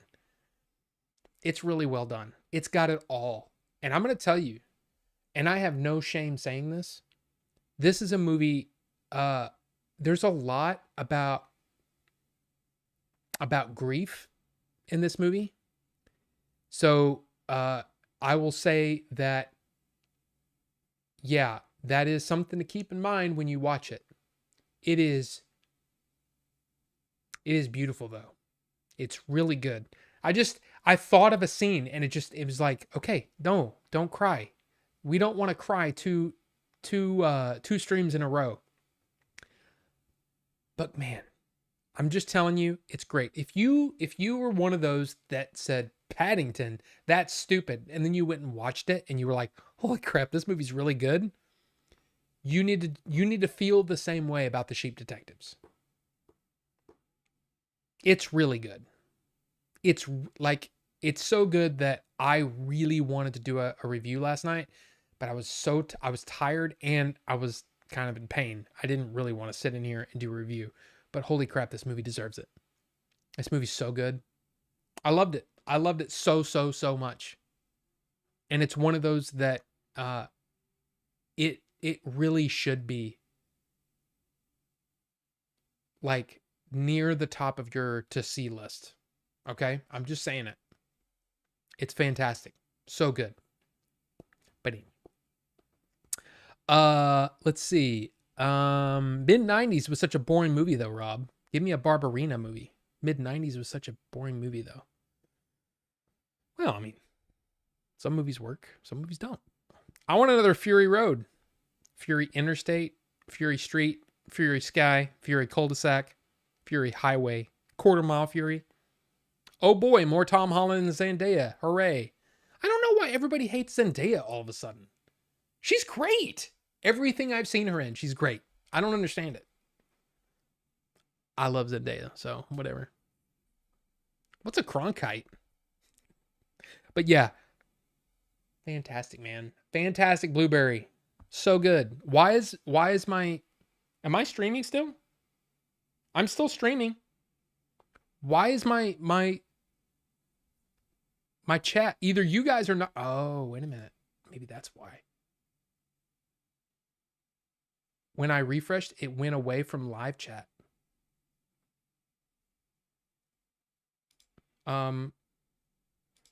Okay, I can't even click in the, okay, something happened. Something happened. Something happened and I don't like it. I don't know. I don't know what my problem is.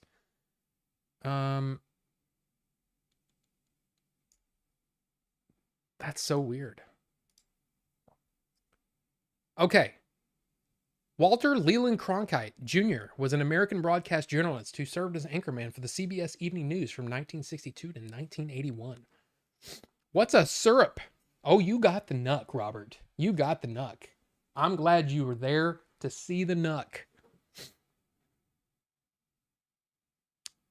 Why do I know about this guy? Because he was one of the most famous newsmen in the world. And he has the famous, when Kennedy was assassinated, he had the famous, basically the whole world.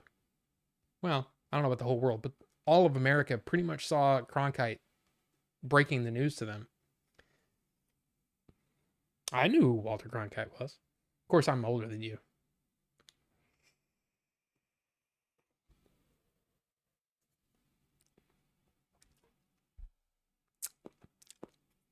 Dude, that is really good. Nice. Rob should just do a Bob Ross style vape stream. I mean, don't I already do that? He splooged too much. No, like I said, it was just you can kind of see. Okay, maybe if it would. Okay, you see the glass. So the glass starts here and it goes here, right? You can see that it's kind of like a dark black around that top part. That is an O-ring. And if it's not seated on that O-ring correctly, the threads that go into the bottom where the coils are, it won't grab. And what it was doing is it felt like it was tightened. But then you tighten a little more and it was skipping the threads. It was missing the threads. Your face is an O-ring? Thanks. I don't know what that means, but I kind of feel like it's a compliment. I'm going to take it as a compliment. It's probably not a compliment. But anyway, that's what happened. And it just splooged out the side there. Even though that's, I don't know, kind of makes you think of something else when I say that word, don't you?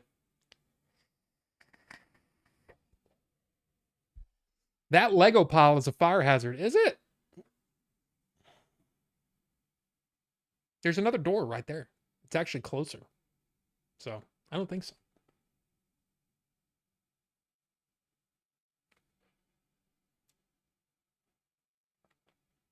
Yeah. There's you see the, what is that? Sam and Gollum. Isn't that Sam and Gollum? Yeah. And did you see, I don't know if you saw, but the Minas Tirith Lego went up on sale the other day. I just can't justify it. It didn't get cracked. It didn't crack. It was just, it was off just enough for the threads not to catch. That's what happened. Where are all the plastic chunks and red wine stains on the carpet? This is when I bought this house. When we bought this house, it was new. There hasn't been a whole lot of foot traffic in this room because the foot traffic is right here. Foot traffic is really worn down right here. I used to go out there like if I had to use the restroom, but like as you said, fire hazard. There's not really a need to go that way because I can literally just and do a little U-turn and there's the bathroom. The worst thing in this room is I use an adhesive to the way that this was originally set up. In fact, if you watch the original, like some of the first live streams I ever did, this was like this. So it was facing the door and it was kind of diagonal in the room. And the way that my desk was set up was I had a what do you call it? Plugs sit on the side, and so there was one plug going to the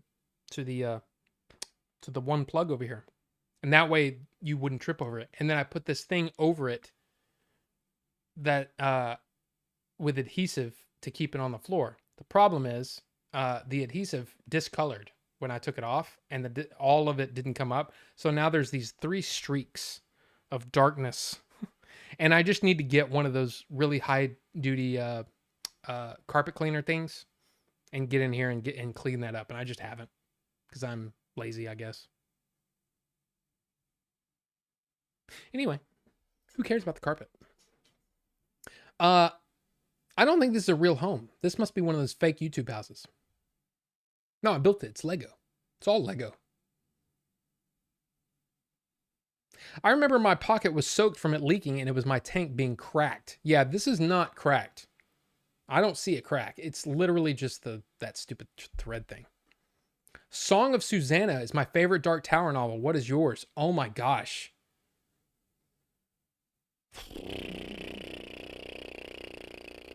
I don't know, man. Drawing of the Three was the one where it really opened up.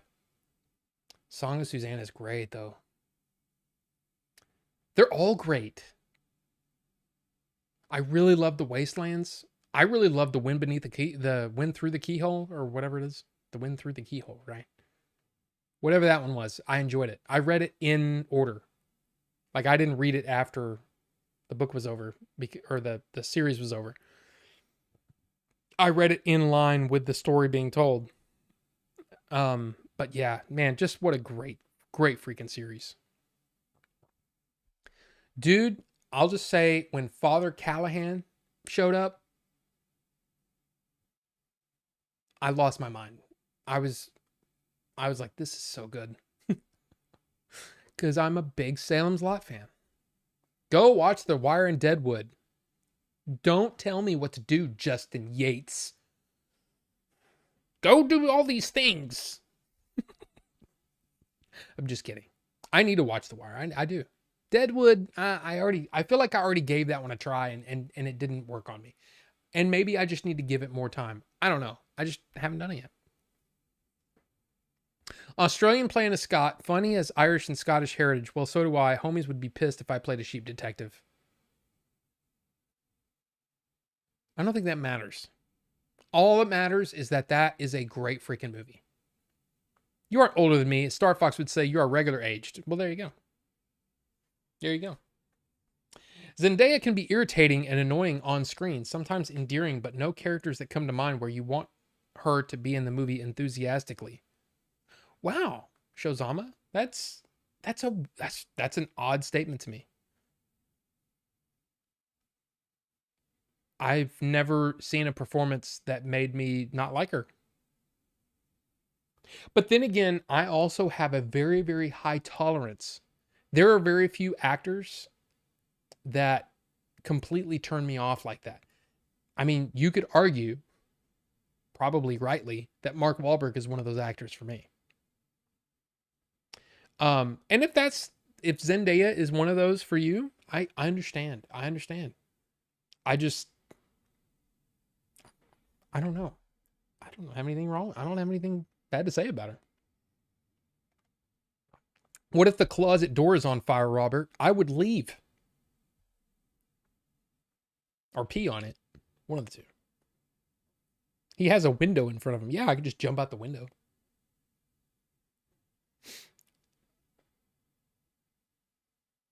I don't like Zendaya. She's strong, independent woman. That ruined boy from Ghibli's Arrietty.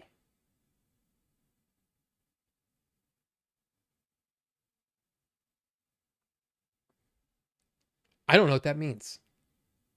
Are you surprised? Also, if Mary Jane, I don't know about that, Rufus. I'm not saying that. I don't agree. People are as different as anyone. Some people are this shaped like this. Some people are shaped like that. I just don't have a problem with that. I just don't care for their characters, anything I've seen them. Okay. There's never been a good Mary Jane, only good Gwen. And Mary Jane was the Tifa, Gwen was Eris. And Mary Jane was Tifa, Gwen was Eris.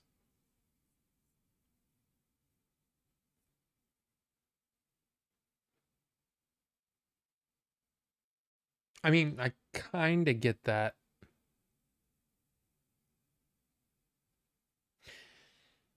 Final Fantasy VII, right? But at the same time, I don't. I don't know. The Callahans were royalty back in the day, later called a petty kingdom and destroyed by the Redcoats. Era has never been united. Damn shame. Ire has never been united. Damn shame. I mean, why though? I'm so confused. Salem's Lot was my first King book, and I've been hooked ever since. His son new book, King Sorrow, was great.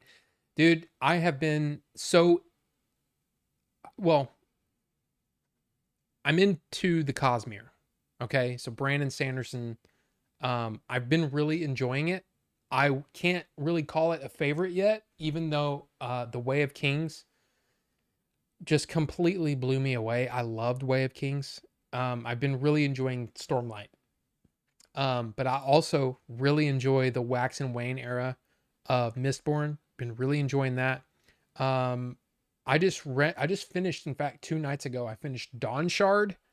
After I finished Pillars of the Earth, I started reading Dawnshard, which is a short story in Stormlight. And if you don't know what I mean, basically the Cosmere is freaking huge.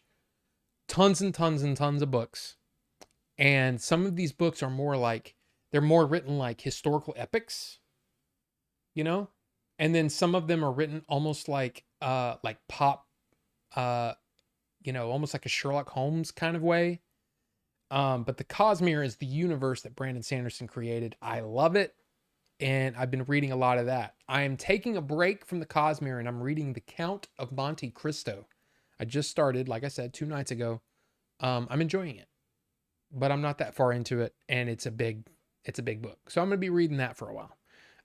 I figured, since I don't have any other series that are really on my radar right now, I mean, of course there's tons of series that I could, was it Malazan or whatever. There's so many different series out there. And I kind of feel like I don't want to get involved in another big series. So what I want to do is I want to take a break from each Cosmere book with like a classic. I just want to read some classics for a bit and then I'll get back into something else.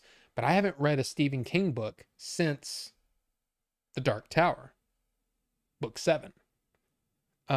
Even though I have a bunch of Stephen King books in my wish list, kind of, or my reading list. I just haven't gone back to Stephen King for a while. Maybe it's time. But I kind of want to get a few classics in. Books that I've never read before that I always wanted to read, or books that, and just see what happens. I mean, I did read because of you guys, I read Aldous Huxley, 2 books from Aldous Huxley.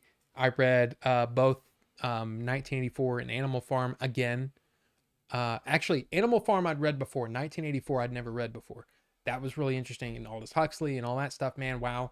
But I want to read just regular old classics and just read a couple and see what they're like.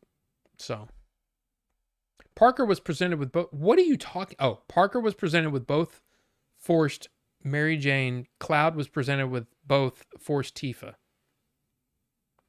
Because it's ruled by 2 governing nations and was all different kingdoms prior to that.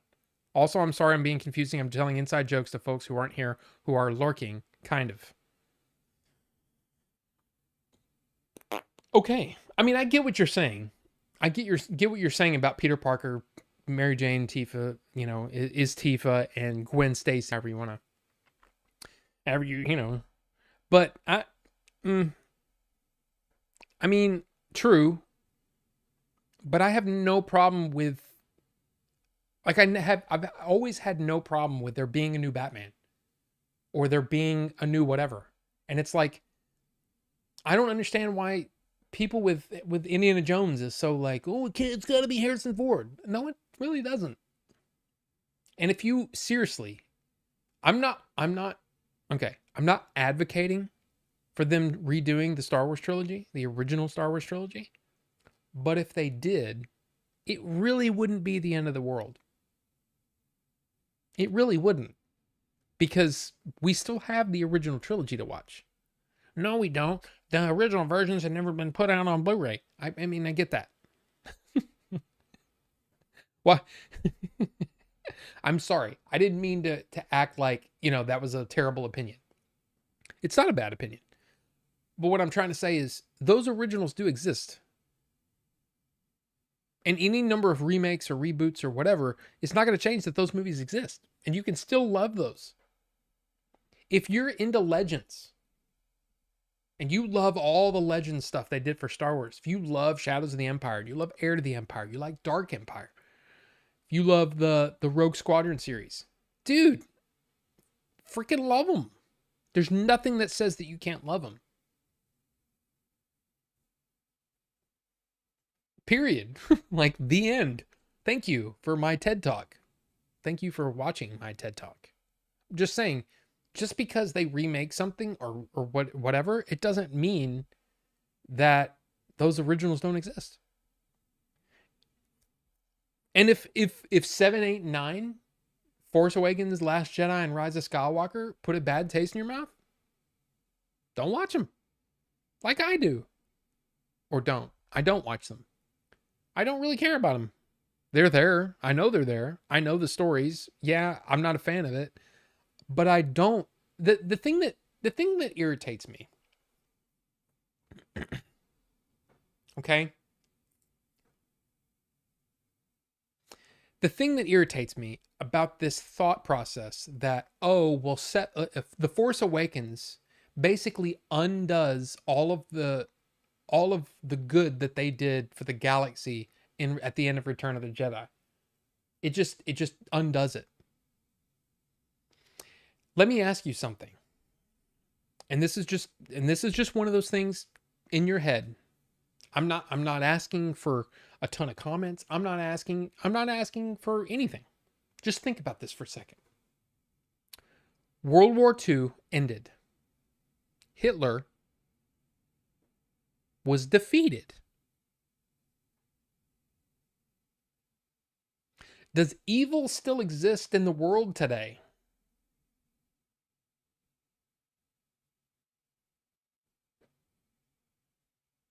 There's your answer.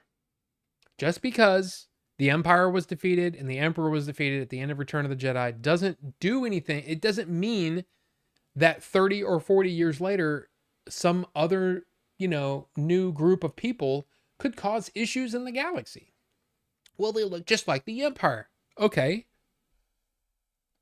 they're called the First Order. And in their wisdom, that was all orchestrated by Palpatine. But whatever. If you don't like that, don't worry about it. But it doesn't undo, none of that stuff undoes what they did. It just means that later on in their life, something else happened. Because that's what when someone says that, it's like, okay, so what did you want to happen in those movies? I jokingly said, is the movie that you wanted is just Han, Luke, and Leia, and Lando, and Chewie, and R2 and C3PO just like sitting around a table and just reminiscing about what happened? Or do you want them to go on a new adventure with new stakes, a new arc of story? Now, I will agree with you that that arc didn't work. But that doesn't negate what they did and what everything great that you love about the original trilogy, even if you don't even like the prequels, you just like the original trilogy. None of this extra stuff does anything to those. So enjoy them. I don't know. I'm one of those people. You know, I'm one of those people that I look at stuff and I can very easily take or leave whatever I don't like. If I don't like phase 5 of the MCU, I don't have to watch them. If there's things that I want to see in whatever phase, I'll watch it. I don't care. I'll watch it. Am I looking forward to Doomsday? Even though there's been plenty of things in the last couple of years since Endgame that I haven't liked from Marvel. Has that done anything to my excitement for the idea of Doomsday? No, because I'm really excited to see Doomsday. I don't care. I thought Fantastic Four was okay. I thought Thunderbolts was pretty dang good.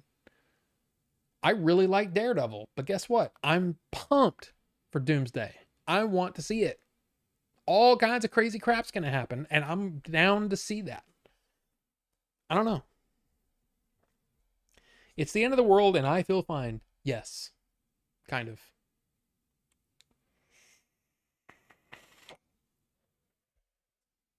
Dude, that blueberry's so good. So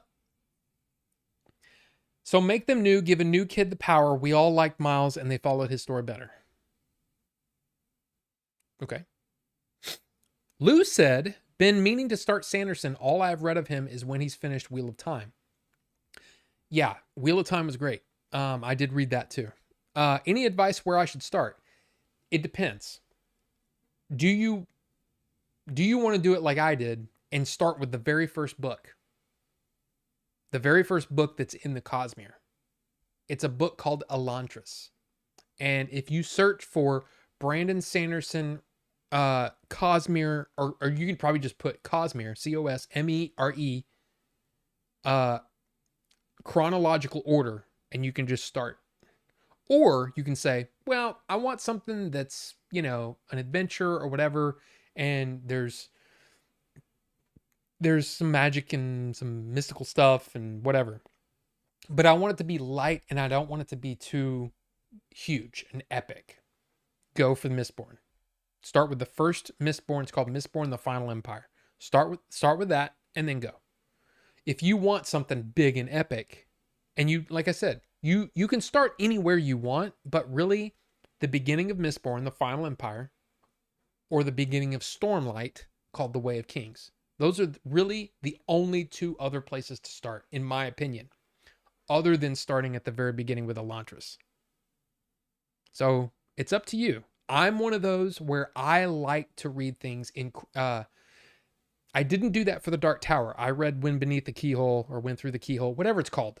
I read that in story order instead of reading it after I was finished with the 7 books.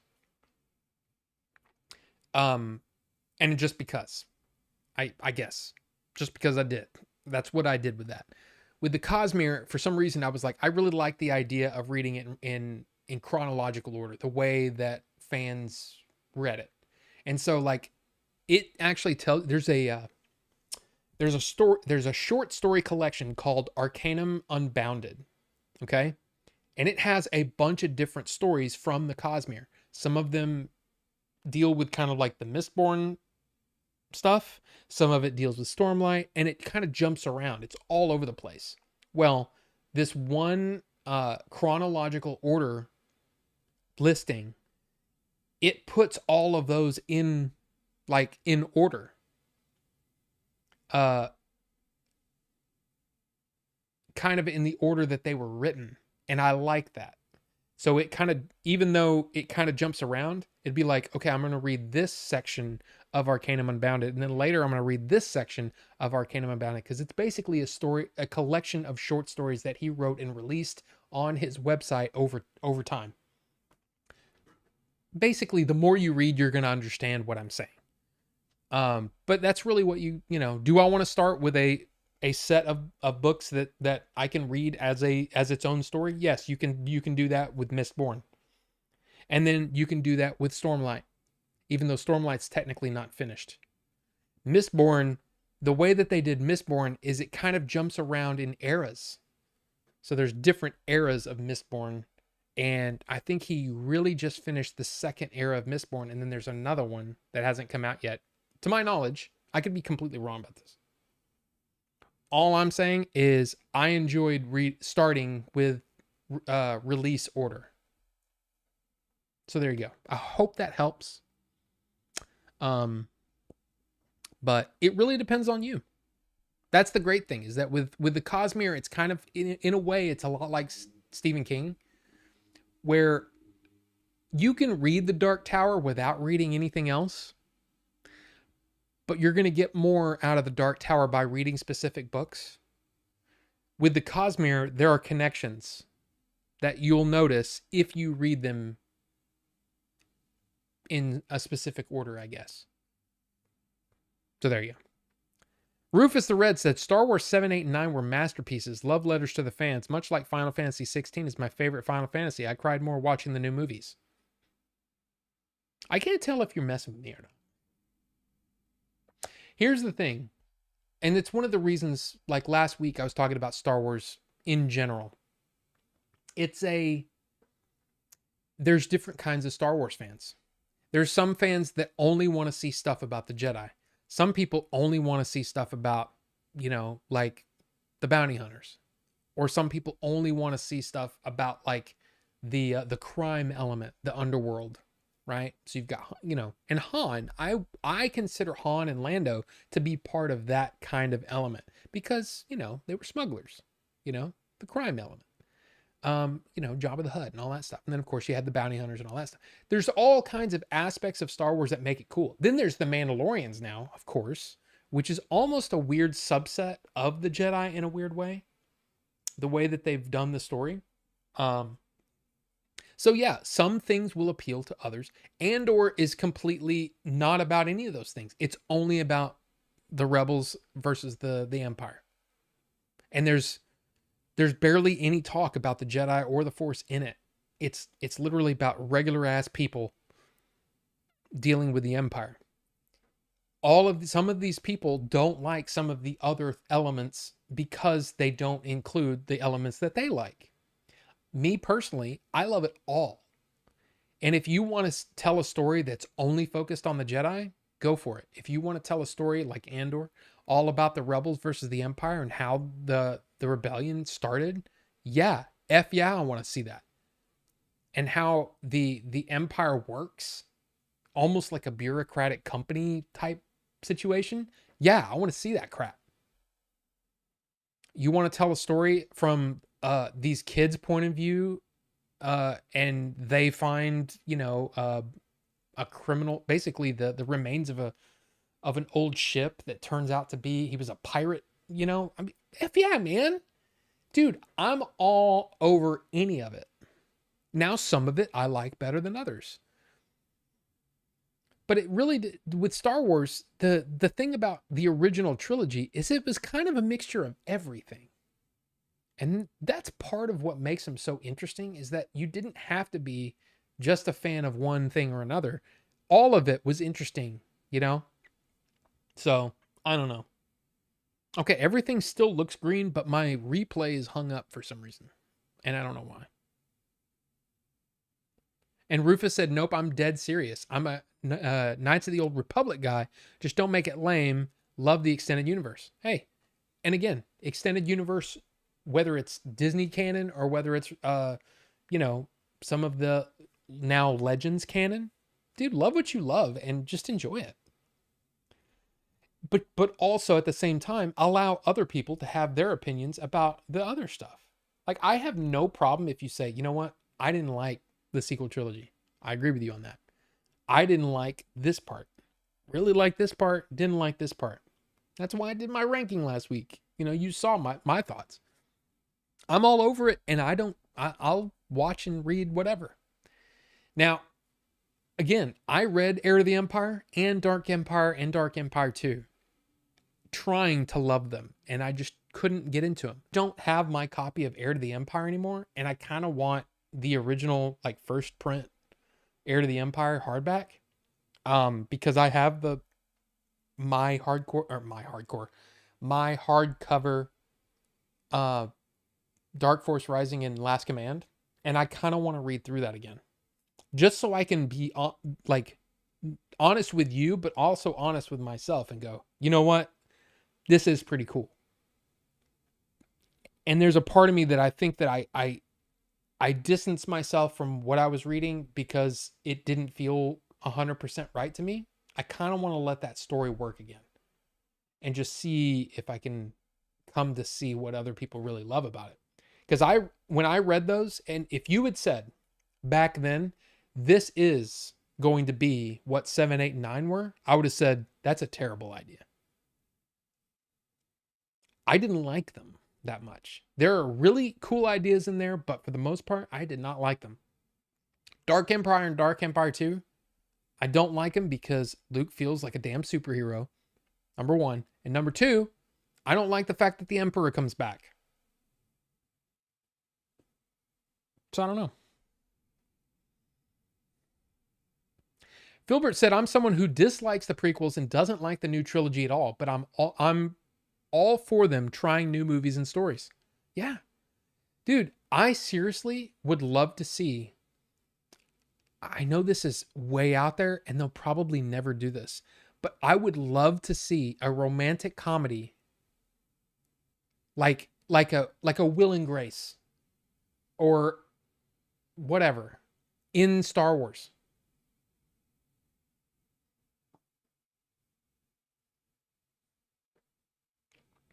That could be amazing and make it really funny. If you could make that really funny, I would be all down for that. And I don't even like romantic comedies for the most part. I don't like episodic television for the most part.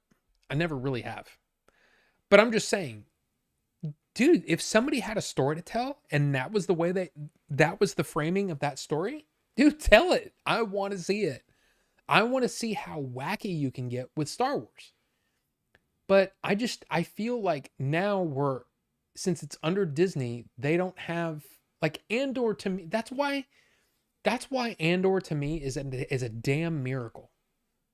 Because it really, under a studio with a property like Star Wars, a show like Andor shouldn't exist.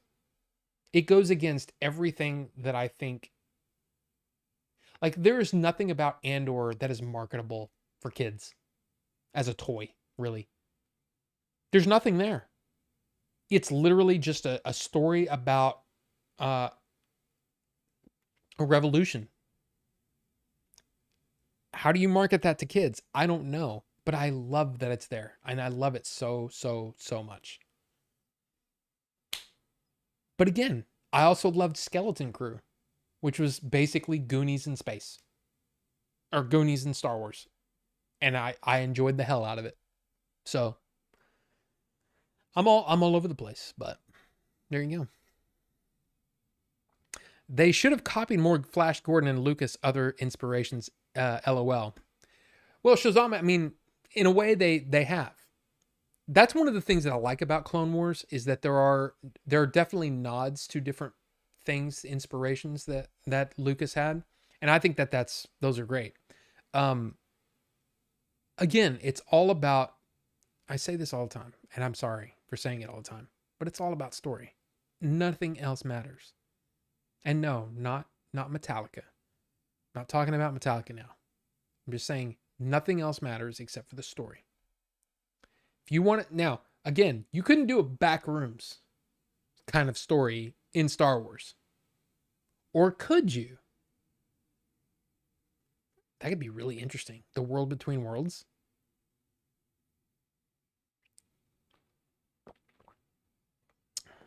I mean, yeah. Like you said, the original still exists. You can always go back. At worst, we get bad movies. At best, we get another classic series. Yeah, you never know. And what they need to do is well, again, in a weird way, I kind of understand why they reacted to the hate of The Last Jedi. Because this is their crown jewel and they don't want people to hate it. So they said, well, let's turn around and make what people love. And the problem is, how do you know what people are going to love? You can't just go down a checklist and say, well, then that's going to do it. Some people it'll work. But for a lot of us, I just felt manipulated the entire time. Oh, we're going to do this. Oh, we're going to kill off this character. Nope. We didn't even give you 5 minutes to mourn. Nope. Here he is. We're just kidding. I hate that. I hated it when they did it with X-Men too. Didn't like it. But anyway, just have the balls to tell a story and let the story be told from beginning to end. Because only then can you tell if it was successful or not. I mean, imagine if Return of the Jedi, I mean, again, Return of the Jedi, even though like I said, there are issues with the story. There are issues with how things were, changed only to sell action figures and dolls and whatever, teddy bears. But imagine if Disney was around for Return of the Jedi and they saw all the hate that Empire Strikes Back got. They would have said, "Oh, well, we need to make it really goofy. We need to we need to go back on Luke being Vader's son. We need to change all that because people hate that." You know what I mean? It's like, I don't know, man.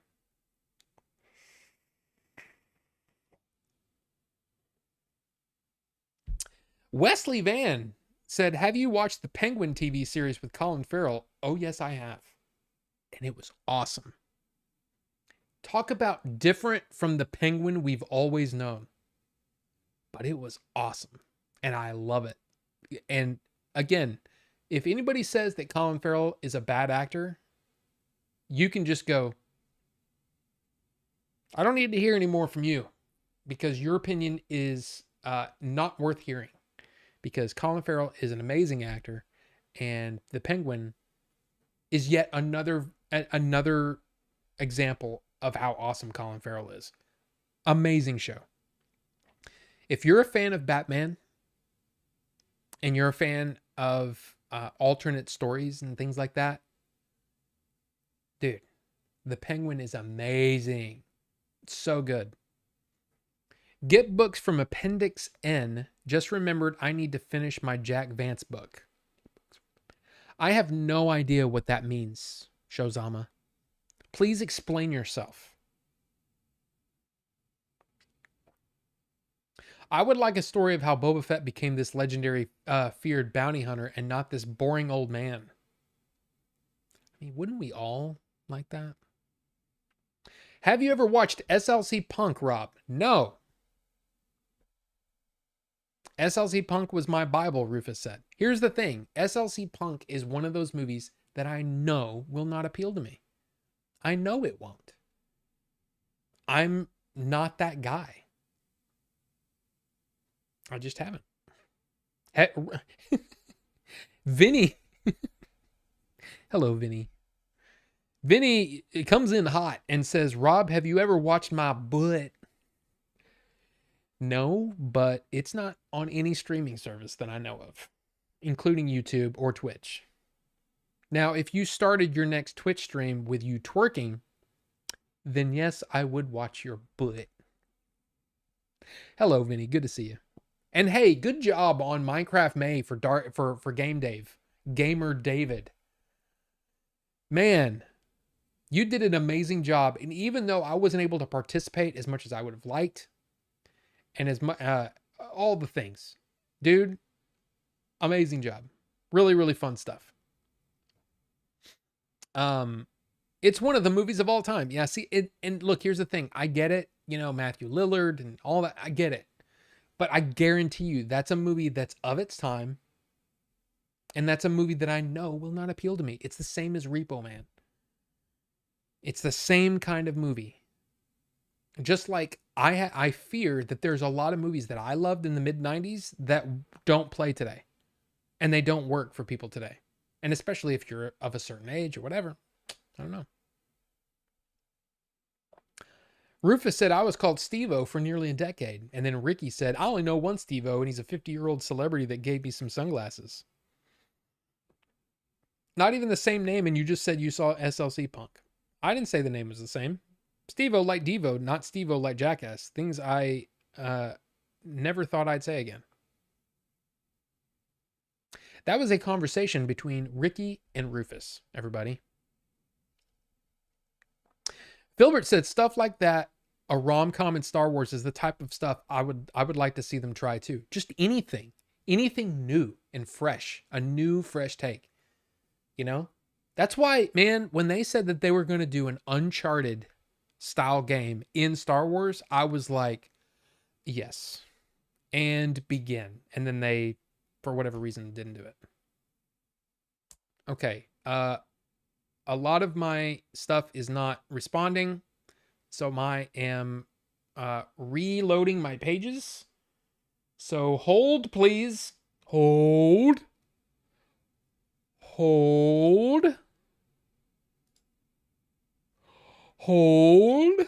Okay. This goes here. This gets put down here. And then this, you put it on live chat so you see everything. And then you scroll back up so I can read what people were saying.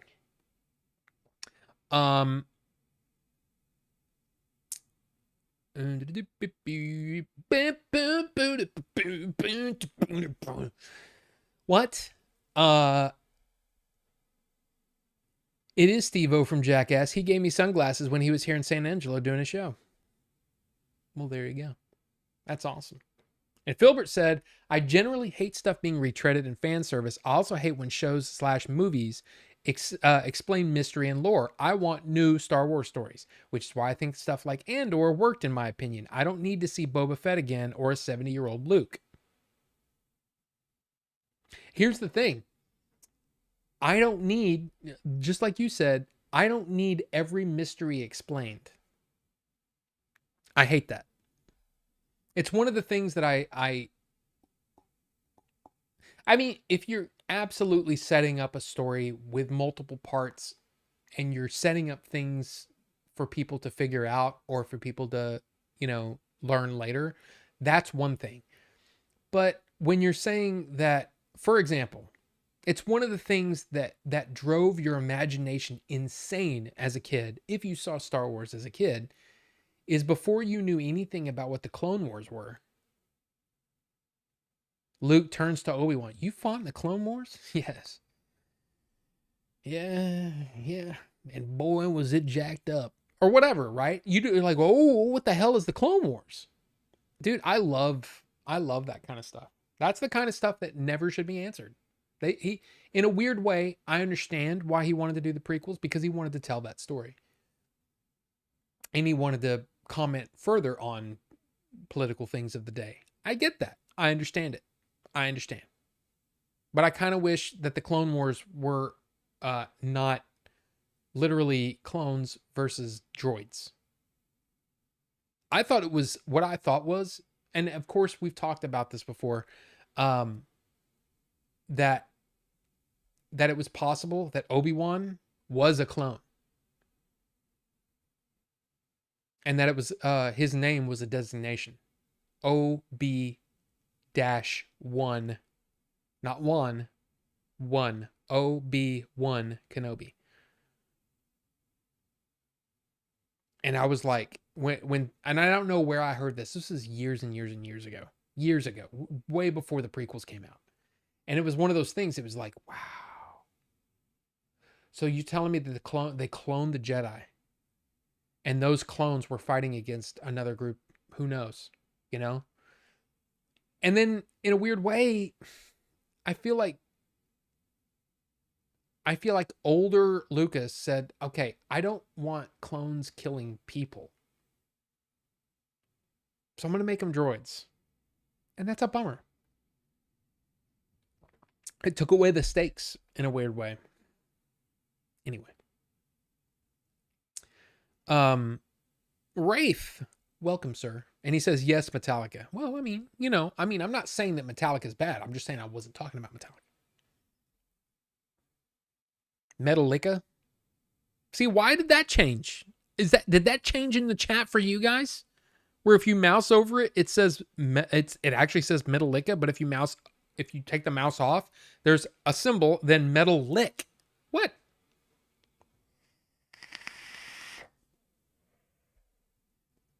Filbert said, I was so mixed on Last Jedi. I liked some of the ideas, but my biggest issue was it spun the tires the entire movie. By the end, basically nothing had changed. Except that Luke, doing what he did, lit the fire that would burn the Empire or the First Order down. He inspired the galaxy. That's why those kids are saying that. They're actually playing action figures, and Luke is standing before the First Order. It's like he's become the legend that everyone said he was. For so many years, he became the legend. And then, of course, the Rise of Skywalker pissed on all of that and didn't follow up on any of that. But that was the whole point of it. And that's why in fact, if you really want to boil down my thoughts on The Last Jedi, yeah, there are parts of it that don't make any sense and are kind of dumb. But that final scene, Luke doing what he did, and dude, visually insane. But Luke doing what he did, and then that final scene with the kids, including Broom Boy. I was like, this is one of the greatest movies. I love this movie because of that. Now, because of the way that they ignored it and decided to change everything, it really, my love for the movie is gone. It's kind of died away. The whole sequel trilogy has died away, which is unfortunate because I really like all of the actors. I like Daisy Ridley. Of course, I love Oscar Isaac. I liked John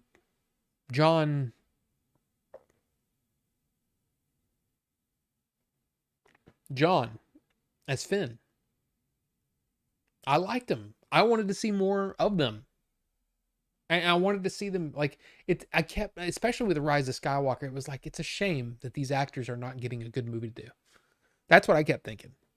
But anyway. I hated when Kate Sith came back the 2 minutes after he died in Final Fantasy VII.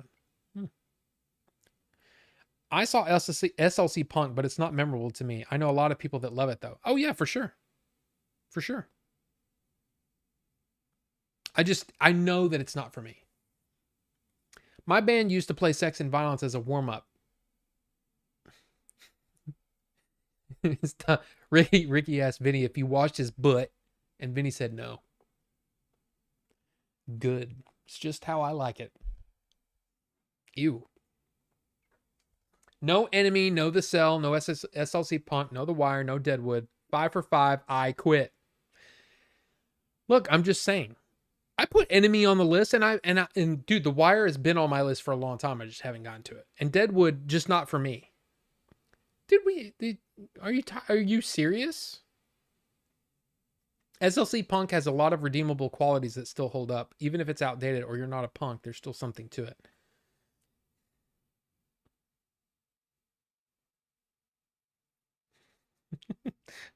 I'm not having a conversation with Rufus. He's just over here yelling at me for not liking things and liking other things. Shut up, Stuff Oaks!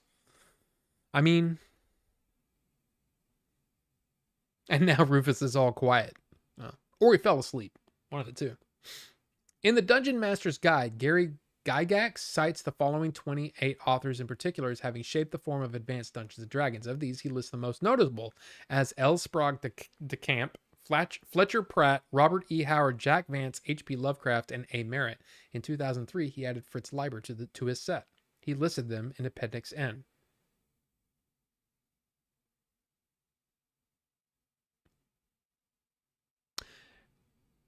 What are y'all talking about? Vancian magic derived from Jack Vance, where spells are memorized and lost after use. Law versus Chaos Element. What are y'all talking about? So Shozama's gotten in on it, where it's like, I don't know what you're talking about Dungeons and Dragons. I've never played Dungeons and Dragons, so I don't know what you're talking about. Exactly, the Clone Wars is one of my main examples. The mystery and lore was way more powerful than what the movie did. Yeah, exactly. Obi-Wan Jik. Now see, look at what it put in. I don't know if y'all see that. Are y'all seeing that? Please tell me if y'all are seeing that. Please tell me. If I mouse over what Vinny said, it says Obi-Wan Jik. But if I mouse off of it, it says that symbol, Obi Living Jik. What is that? I don't understand.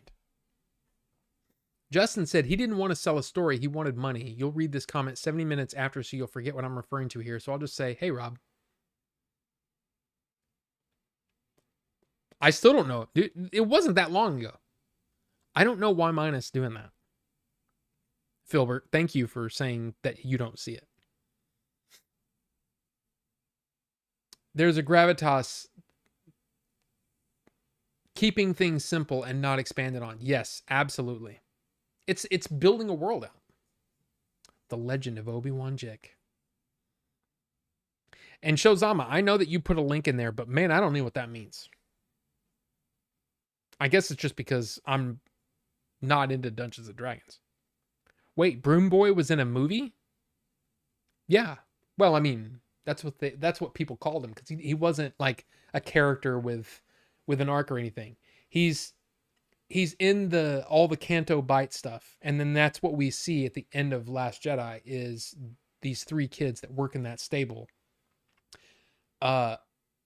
basically reenacting what Luke just did, on Crate in the against the First Order, and it's basically showing that what he did inspired the galaxy, so the story spread, and he became a legend, and I love that. And Broom Boy, the reason they call him Broom Boy is because he goes to reach for a broom and the broom moves to his hand, which means he's using the Force to grab the broom, meaning that the Force is not something that you have to be born into, that anybody can be a Jedi, and it's a beautiful story, and I loved it. And that made me go, when someone says they don't, that they think that Rian, and this is Sam Witwer saying this, that he thinks that Rian Johnson didn't understand Star Wars. I'm like, did you see the end of the movie?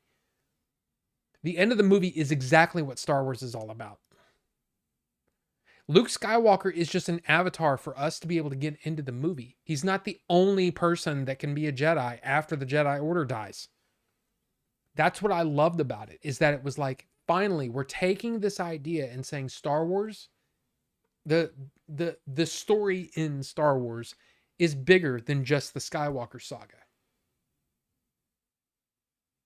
There's all kinds of stories that can be told with all different people learning to be Jedi, or learning that they have the Force. What is it? Why is it? Where did it come from? Anybody know what that's from? There's so many different ways that you can go in Star Wars, and that is awesome. I love it. And Justin said, I'm not serious. Well, there you go. I'm not an armpit, and I'm not holy. Wow. Hey, KB Senti, what's going on? Rufus said, nah, I'm here just not taking the bait from old holy armpit. Oh, that's why. And then Vinny said, what symbol? Sorry.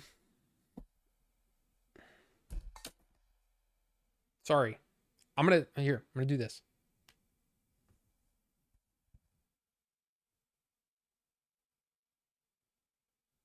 Okay.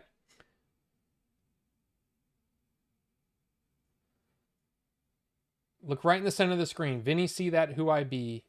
Obi Living Jick. And then if I mouse over it, it says Obi-Wan Jick. But that's what it shows without the mouse on it. What the hell is that? I'm not crazy. I have proof that that happened. It's not a freaking, it's not, I don't know.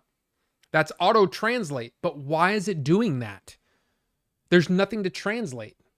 And I don't have auto translate turned on anything. Unless it's something I don't know where that is. But it's stupid. I don't like it. Thank you, KP Senti, though, and thank you everybody. It just says Obi-Wan Jake for me, nothing else, even if I hover. Rufus said, I used to think Star Fox was funny. I'm not sure it's an act anymore, so I don't really know how to talk to him, so I'm going to stop. It's a yoke. It's a joke. And see both of those. This yoke, this is a joke. This is something that YouTube is doing. Am I right? I don't even know where those settings would be. I don't even know where I am anymore. No.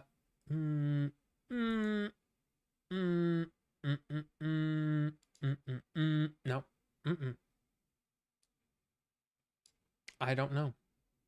I don't know where stream settings does not support closed captions, 1440p and 4K resolutions.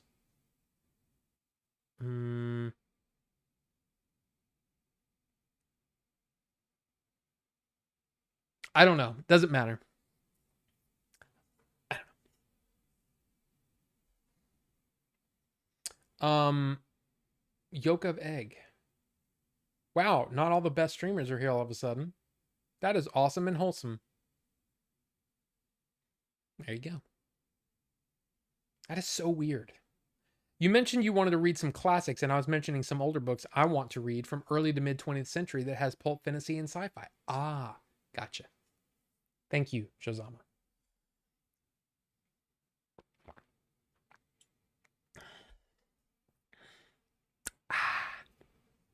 You're crazy. We see nothing. Dang it. It's not a Mac thing. This is doing it in the YouTube chat. This is not something I see anywhere else. There's some automatic chat translation option you can disable. But how? I don't know where that is. And I don't care right now. Doesn't matter that much.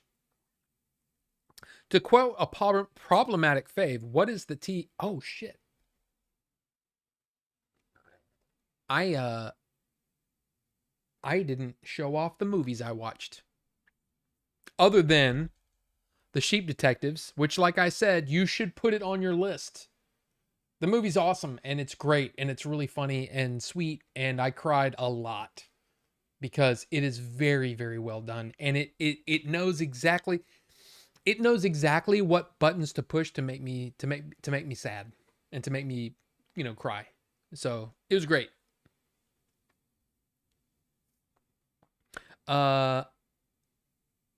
You can settle us down like Bill Cosby and be like, child. I said, child. What? Bill Cosby. Me, you, and Rufus must have a four-way with Vinny's dirty butt.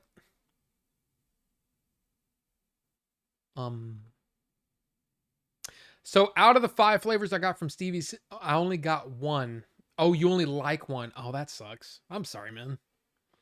The thing is with Stevie's is that there are some that are kind of like, yeah. And then there are some that are like, okay, that's pretty good. Both of the JMW ones that I've tried, this blueberry is phenomenal. And next sale, I'm buying a big ass bottle of it. I'm buying a 120. It's good. But that's right. Another YouTube video seems to show it as a thing on the phone. I like buttons to be loosened instead, LOL. Buttons? I don't even know what that means.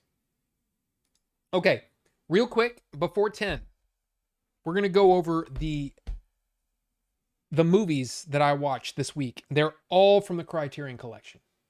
So if you're interested, if you have, maybe you have one of these on your wish list for the next Criterion sale that probably will happen at the end of this month.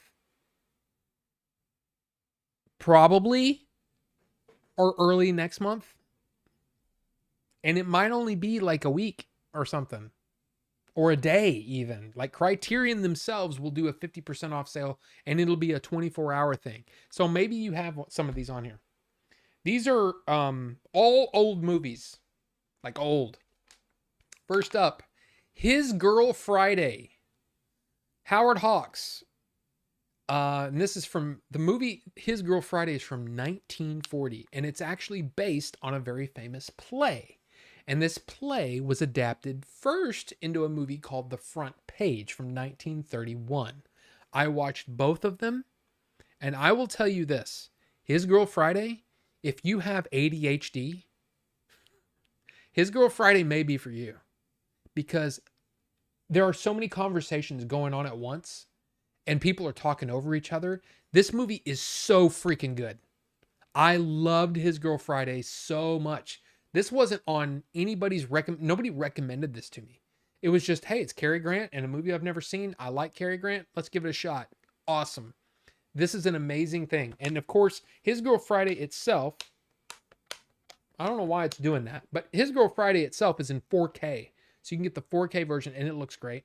There's a whole disc of special features. And then the front page on Blu-ray. Awesome. I definitely prefer the Blu-ray or I definitely prefer His Girl Friday to the front page. But the elements are really cool. Here's the you know how like they have the little slips on the inside? This is the I guess the insert for His Girl Friday. Look at that. Awesome. And of course there's a special edition for the front page, which is really cool. But it's like there's your special thanks, there's your about the master. Dude, and it feels like an old newspaper. This is the kind of thing that I think is really cool. I really like that. And that goes in, you know, like so. Oops, I'm gonna put it like this so it doesn't get bent up. But yeah, awesome. If you're dude, this movie's great. It is black and white. It's from 1940. But this movie is so freaking awesome. It's so good. And I have a hard time thinking that people couldn't watch this today. It's so fast-paced. It's 92 minutes. It's so fast-paced. The dialogue is at a breakneck speed. It's so much fun. So much fun. The next movie on the list is a Blu-ray. Arsenic and Old Lace. To be perfectly honest with you, this one didn't connect with me as well as His Girl Friday did. This is from 1944. So 4 years later, another Cary Grant film. But you've got Cary Grant, Raymond Massey, Jack Carson, Peter Lorre, Priscilla Lane, or Laura, I think is how I heard somebody. Anyway, I'll just say this one was fine. But this is one of those where I'm like, I kind of wish I just watched the movie. You know what I mean? Like just rented it or saw it on streaming or something. I don't think this is one that I needed to own.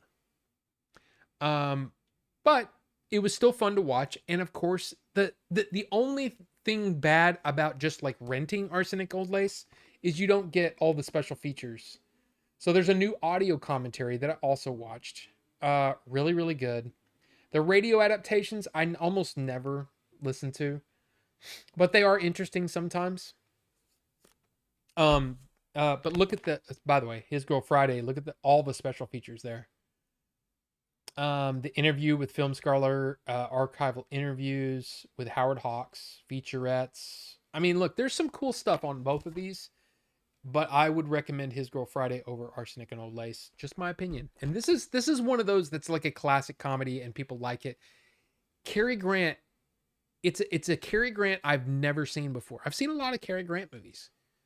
but I've never seen him be screwball comedy, whatever. And he even said that this is one of his least favorite performances that he ever did.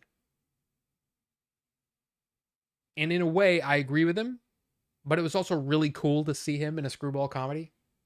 But I don't think that the movie 100% works for me. So there's that. Now this one is this one is because I'm so interested in the era and I'm interested in Howard Hughes. Hell's Angels. So directed by Howard Hughes. This is a movie that during the aviation sequences in Hell's Angels, there were many deaths because they got some incredible photography in this movie for 1930. It's insane. The history of this movie is well documented. There are so many different YouTube videos about the making of Hell's Angels. I would highly recommend seeing those as well. This is another one with a new 4K restoration, and it's actually Jean Harlow's first big film. And you can see why she became a star, because it's amazing. Now, what's crazy about this is from 1930, there are color sequences in this movie. It's really interesting. And it's actually the only movie where Jean Harlow was in color, which is kind of interesting. I didn't know that until after I saw the movie. But anyway, I liked this one.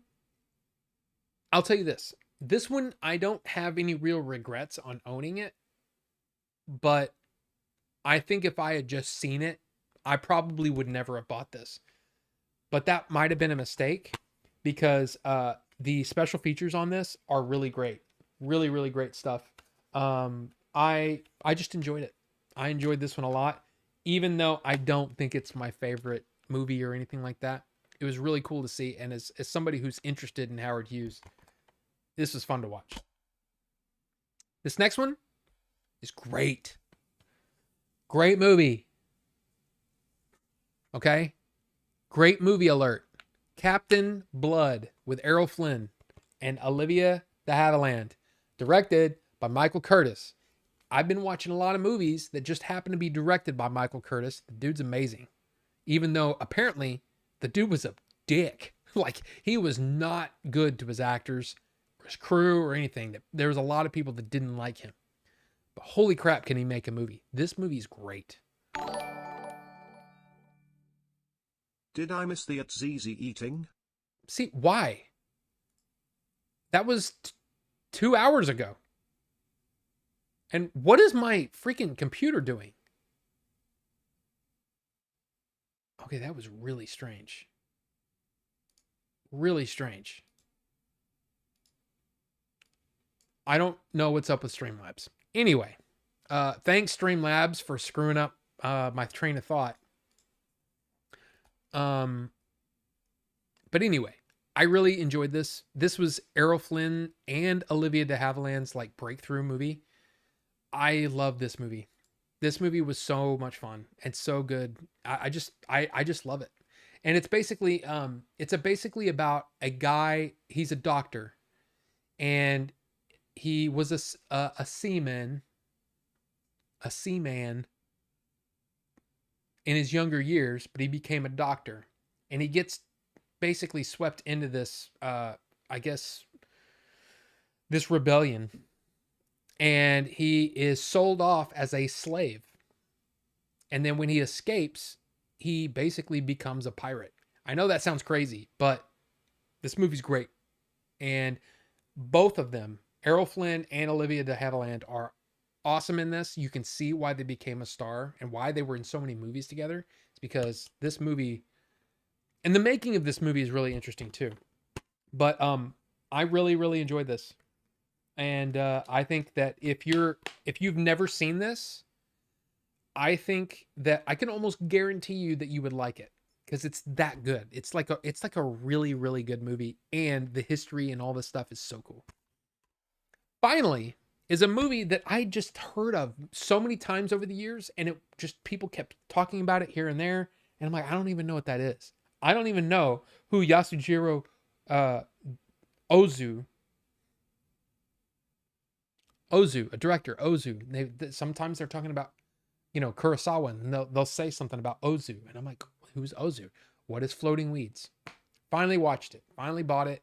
This is 2 movies: A Story of Floating Weeds, a silent film from Japan in 1934, and then Floating Weeds from 1959, directed by the same director. So he basically remade his own movie in 1959 in color.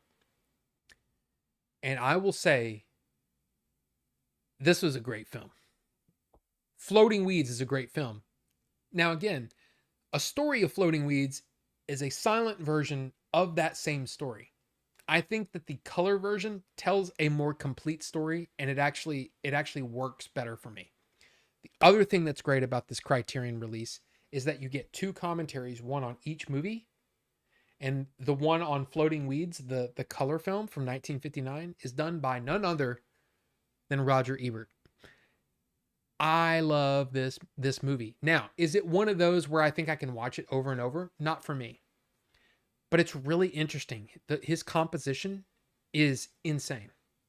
So if you've ever liked, for example, if you've ever watched a Wes Anderson film, right? I got that Wes Anderson archive. A lot of Wes Anderson's, like, almost like some of his style seems to come from Ozu. And it may not be the case, but there's definitely some DNA in their composition and the way that they compose things. Even the way that Ozu uses color is really, really interesting, even if it's not in continuity. And he also there's this thing called the 180 rule, and it basically means that if you're having a conversation between 2 people, for example, okay, you might have this person, right? But you never cross the line. So it's supposed to kind of be like you looking from one person to the other. You wouldn't all of a sudden show this person. So if you're looking at them like this, you wouldn't all of a sudden switch to over here. You wouldn't cross that 180 line. Ozu doesn't give a shit about any of those rules. It's all about composition for him. And he actually has people talk direct, like, between 2 people, he might show a scene where 2 people are talking, and then all of a sudden it's just a shot on this person talking directly to the camera, and then the other person answers, and it's set up like this. It's so interesting from a composition point of view. So it's part of the reason why I love the film. May not be for everybody, but I love it. I'm really, really happy that I took a chance on this, even though I'd never seen either one before. Like I said, I definitely prefer the color version to the black and white version. But really, really interesting movie. And you get, so for example, here's an example. Come on now. So that is kind of what, like, the black and white looks like. But then look at each one of these. Seriously, I would say that any one of those pictures, if you blew them up, they would be suitable for framing. I'm telling you, the way that he frames, it's awesome. It's so awesome. If you're a student of film and you haven't seen one of the things they say on here is that if you're a student of film and you know the name Kurosawa but you don't know the name Ozu, you need to check out some of Ozu's films. So, and I will tell you this, the stories themselves, or the story itself, really, because it's really one story being basically made twice.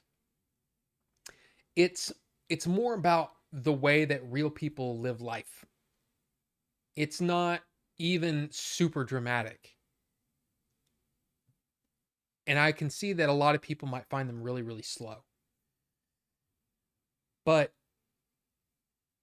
what's interesting about this is the way that the actors perform, and again, that composition is just, it's just great. The weird thing is like, I liked the movie, the color version of the movie, just fine. But then when I watched it with the commentary and listening to what Roger Ebert explains about it and talks about, it makes it even more rich. So I would highly recommend this. If you're a student of film and you like film, you should watch it. So there you go. 5 Criterion movies. And remember, this was from the sale in November last year, I think. So His Girl Friday, Arsenic and Old Lace, Hell's Angels, Captain Blood, Story Floating Weeds / Floating Weeds by Ozu. Insanely cool. There you go. Those are the 5. So there you go. Those are the movies that I watched. So let's get caught up and then let's get over to Discord. How's that?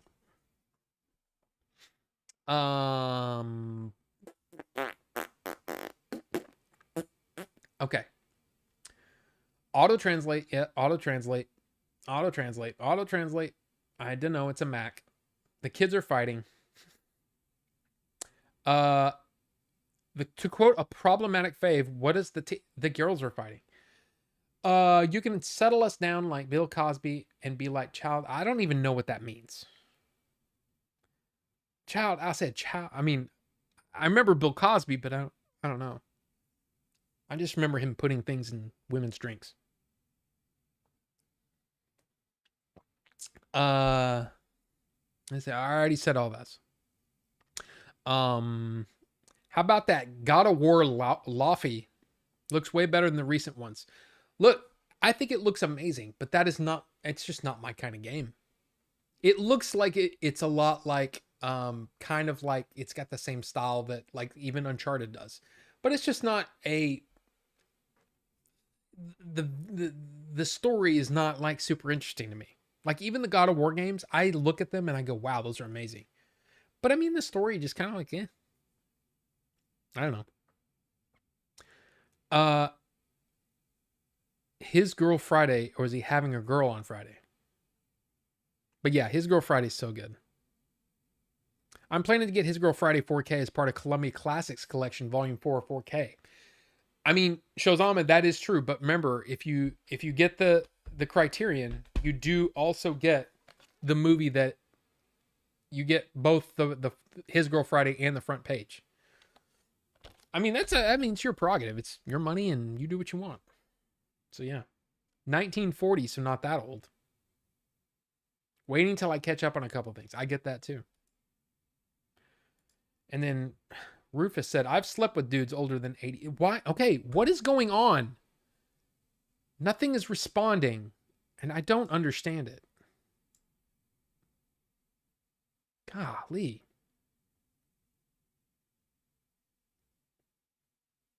Nightbot just clocked in. Hey, thanks, Nightbot. Appreciate it. Rob hates saying this, so I will. If you enjoy the stream, please tell Rob to watch The Wire. Thank you, Justin.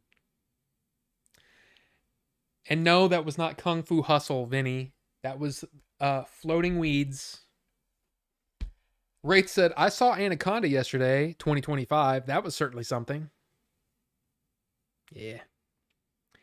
If I've said it 5 times, I've said it 1,000,000 times. You make 5,000 pudding pops and 50 drug drinks. Uh-oh. Uh-oh. I was actually also going to talk about this, but I don't care. Anybody can remake whatever they want to make. I think Zack Snyder doing anything like this, I think remaking Escape from New York is a mistake.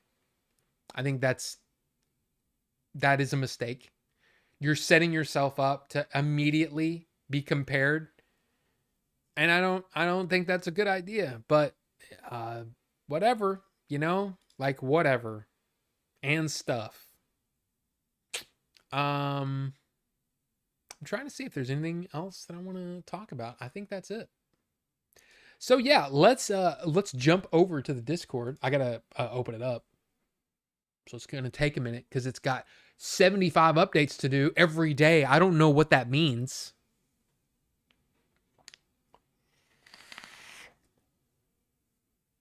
So Wraith loved the premise of Anaconda, but didn't love it. Oh yeah, Vinny says Criterion sale June 26th. That's my dad's birthday. But yeah, I am gonna be I'm gonna need a bonus. because I have no money. Um, what I kind of want to do, honestly, is I think I told you guys that I do love the um the things. I can't see where I'm pointing. I love the paperback books that are rebound into hardbacks. I kind of want to buy them from direct from the company, and they're uncirculated, so they're going to be in perfect condition. I kind of want to try them out and buy the Tolkien set and see what I get. But that's $100, and I got things to do. I have to pee so bad. So let's get on over to the Discord, and I don't. There's a Masters of the. Oh, I do have my tickets for the early screening of Masters of the Universe tomorrow. So if you're interested in hearing my thoughts on Masters of the Universe, tune in tomorrow night, because there will be there will be a review. I'm in here, but it's yeah. So hey, it says Columbia Classics Volumes 4 comes with Here's a Girl Friday 4K, Guess Who's Coming to Dinner 4K, Kramer vs. Kramer 4K, Starman 4K, Starman the Series HD, Sleepless in Seattle 4K, Punch Drunk Love 4K.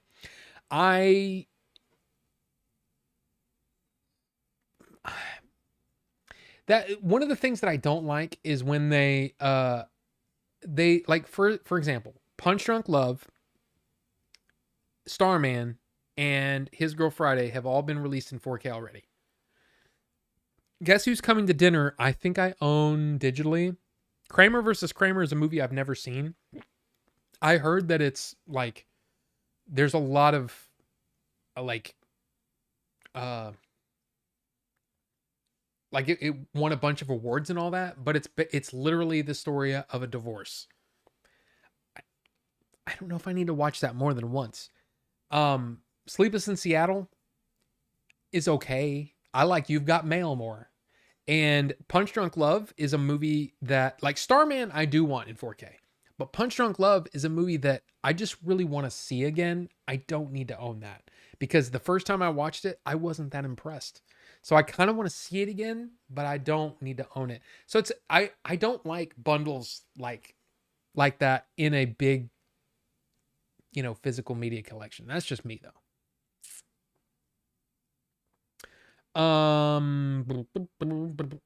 Really? Ricky, your dad's birthday? Your dad's birthday is the same as my dad's birthday. That's interesting. Interesting, yeah. Uh you love the premise of the movie, but it wasn't that good. Should be a sequel, not a remake. Are you talking about the Zack Snyder's Escape from New York? Yeah. If you're gonna make a Snake movie, make Metal Gear Solid 3 as a movie. What? Glad you watched Hell's Angels. Such an interesting film in history. Now, I did say something that to the effect I did prefer Wings, 1927, directed by William Wellman, 10.95 on Amazon Blu-ray. Ben Burt did some contributions to it. Okay, that's interesting. Hmm. Come on, open up.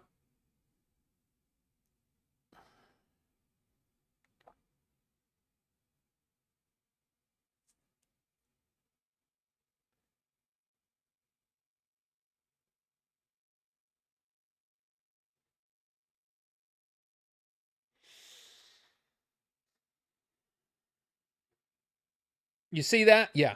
I'm just gonna put this in my wish list. Not auto buy. Where's my wish list?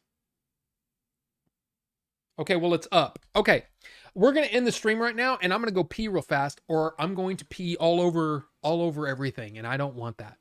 Let's see. You're gonna go put your pee somewhere? That's right, Rufus. Yes. Let's see. A group of friends making a low budget horror movie is a great premise.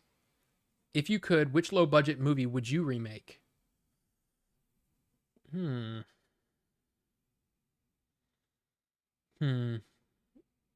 I don't know, but Rufus is like aiming at me. We all I know am Rufus. not We all know Rufus aiming shouldn't. at you. We all know Rufus shouldn't be aiming at anything. Or some of us know. Stop it. You stop it. I don't know. I don't. The weird thing is like, it's so hard for me to think that way because I've got so many ideas of my own that I want to tackle. And I know that that's like, look, the truth is I will probably never make another movie again. It's probably Stop never it. gonna. It's probably never gonna happen. Stop it. So we'll see, but it's probably never gonna happen. You have to be honest with yourself. If you can't be honest with yourself, who can you be honest with? That sounds like giving up, not honesty. It's not giving up. It's just honesty. And Vinny C, I'll make your movie, Robert. Hey, okay, Vinny, you could be my editor for sure, but I don't know why Ricky left. But Rufus is here in the Discord. If y'all want to come hang out in the Discord, come hang out. I am gonna go pee, and then we'll get to Discording. So, Can you hear me now? Yeah. hey Ricky, what's up? So yeah, y'all have a great rest of your night, and again, Masters of the Universe. We'll see if it's for me tomorrow, and I'll talk about it and stuff. So y'all have a great night, great week, all that stuff. See you later. Bye.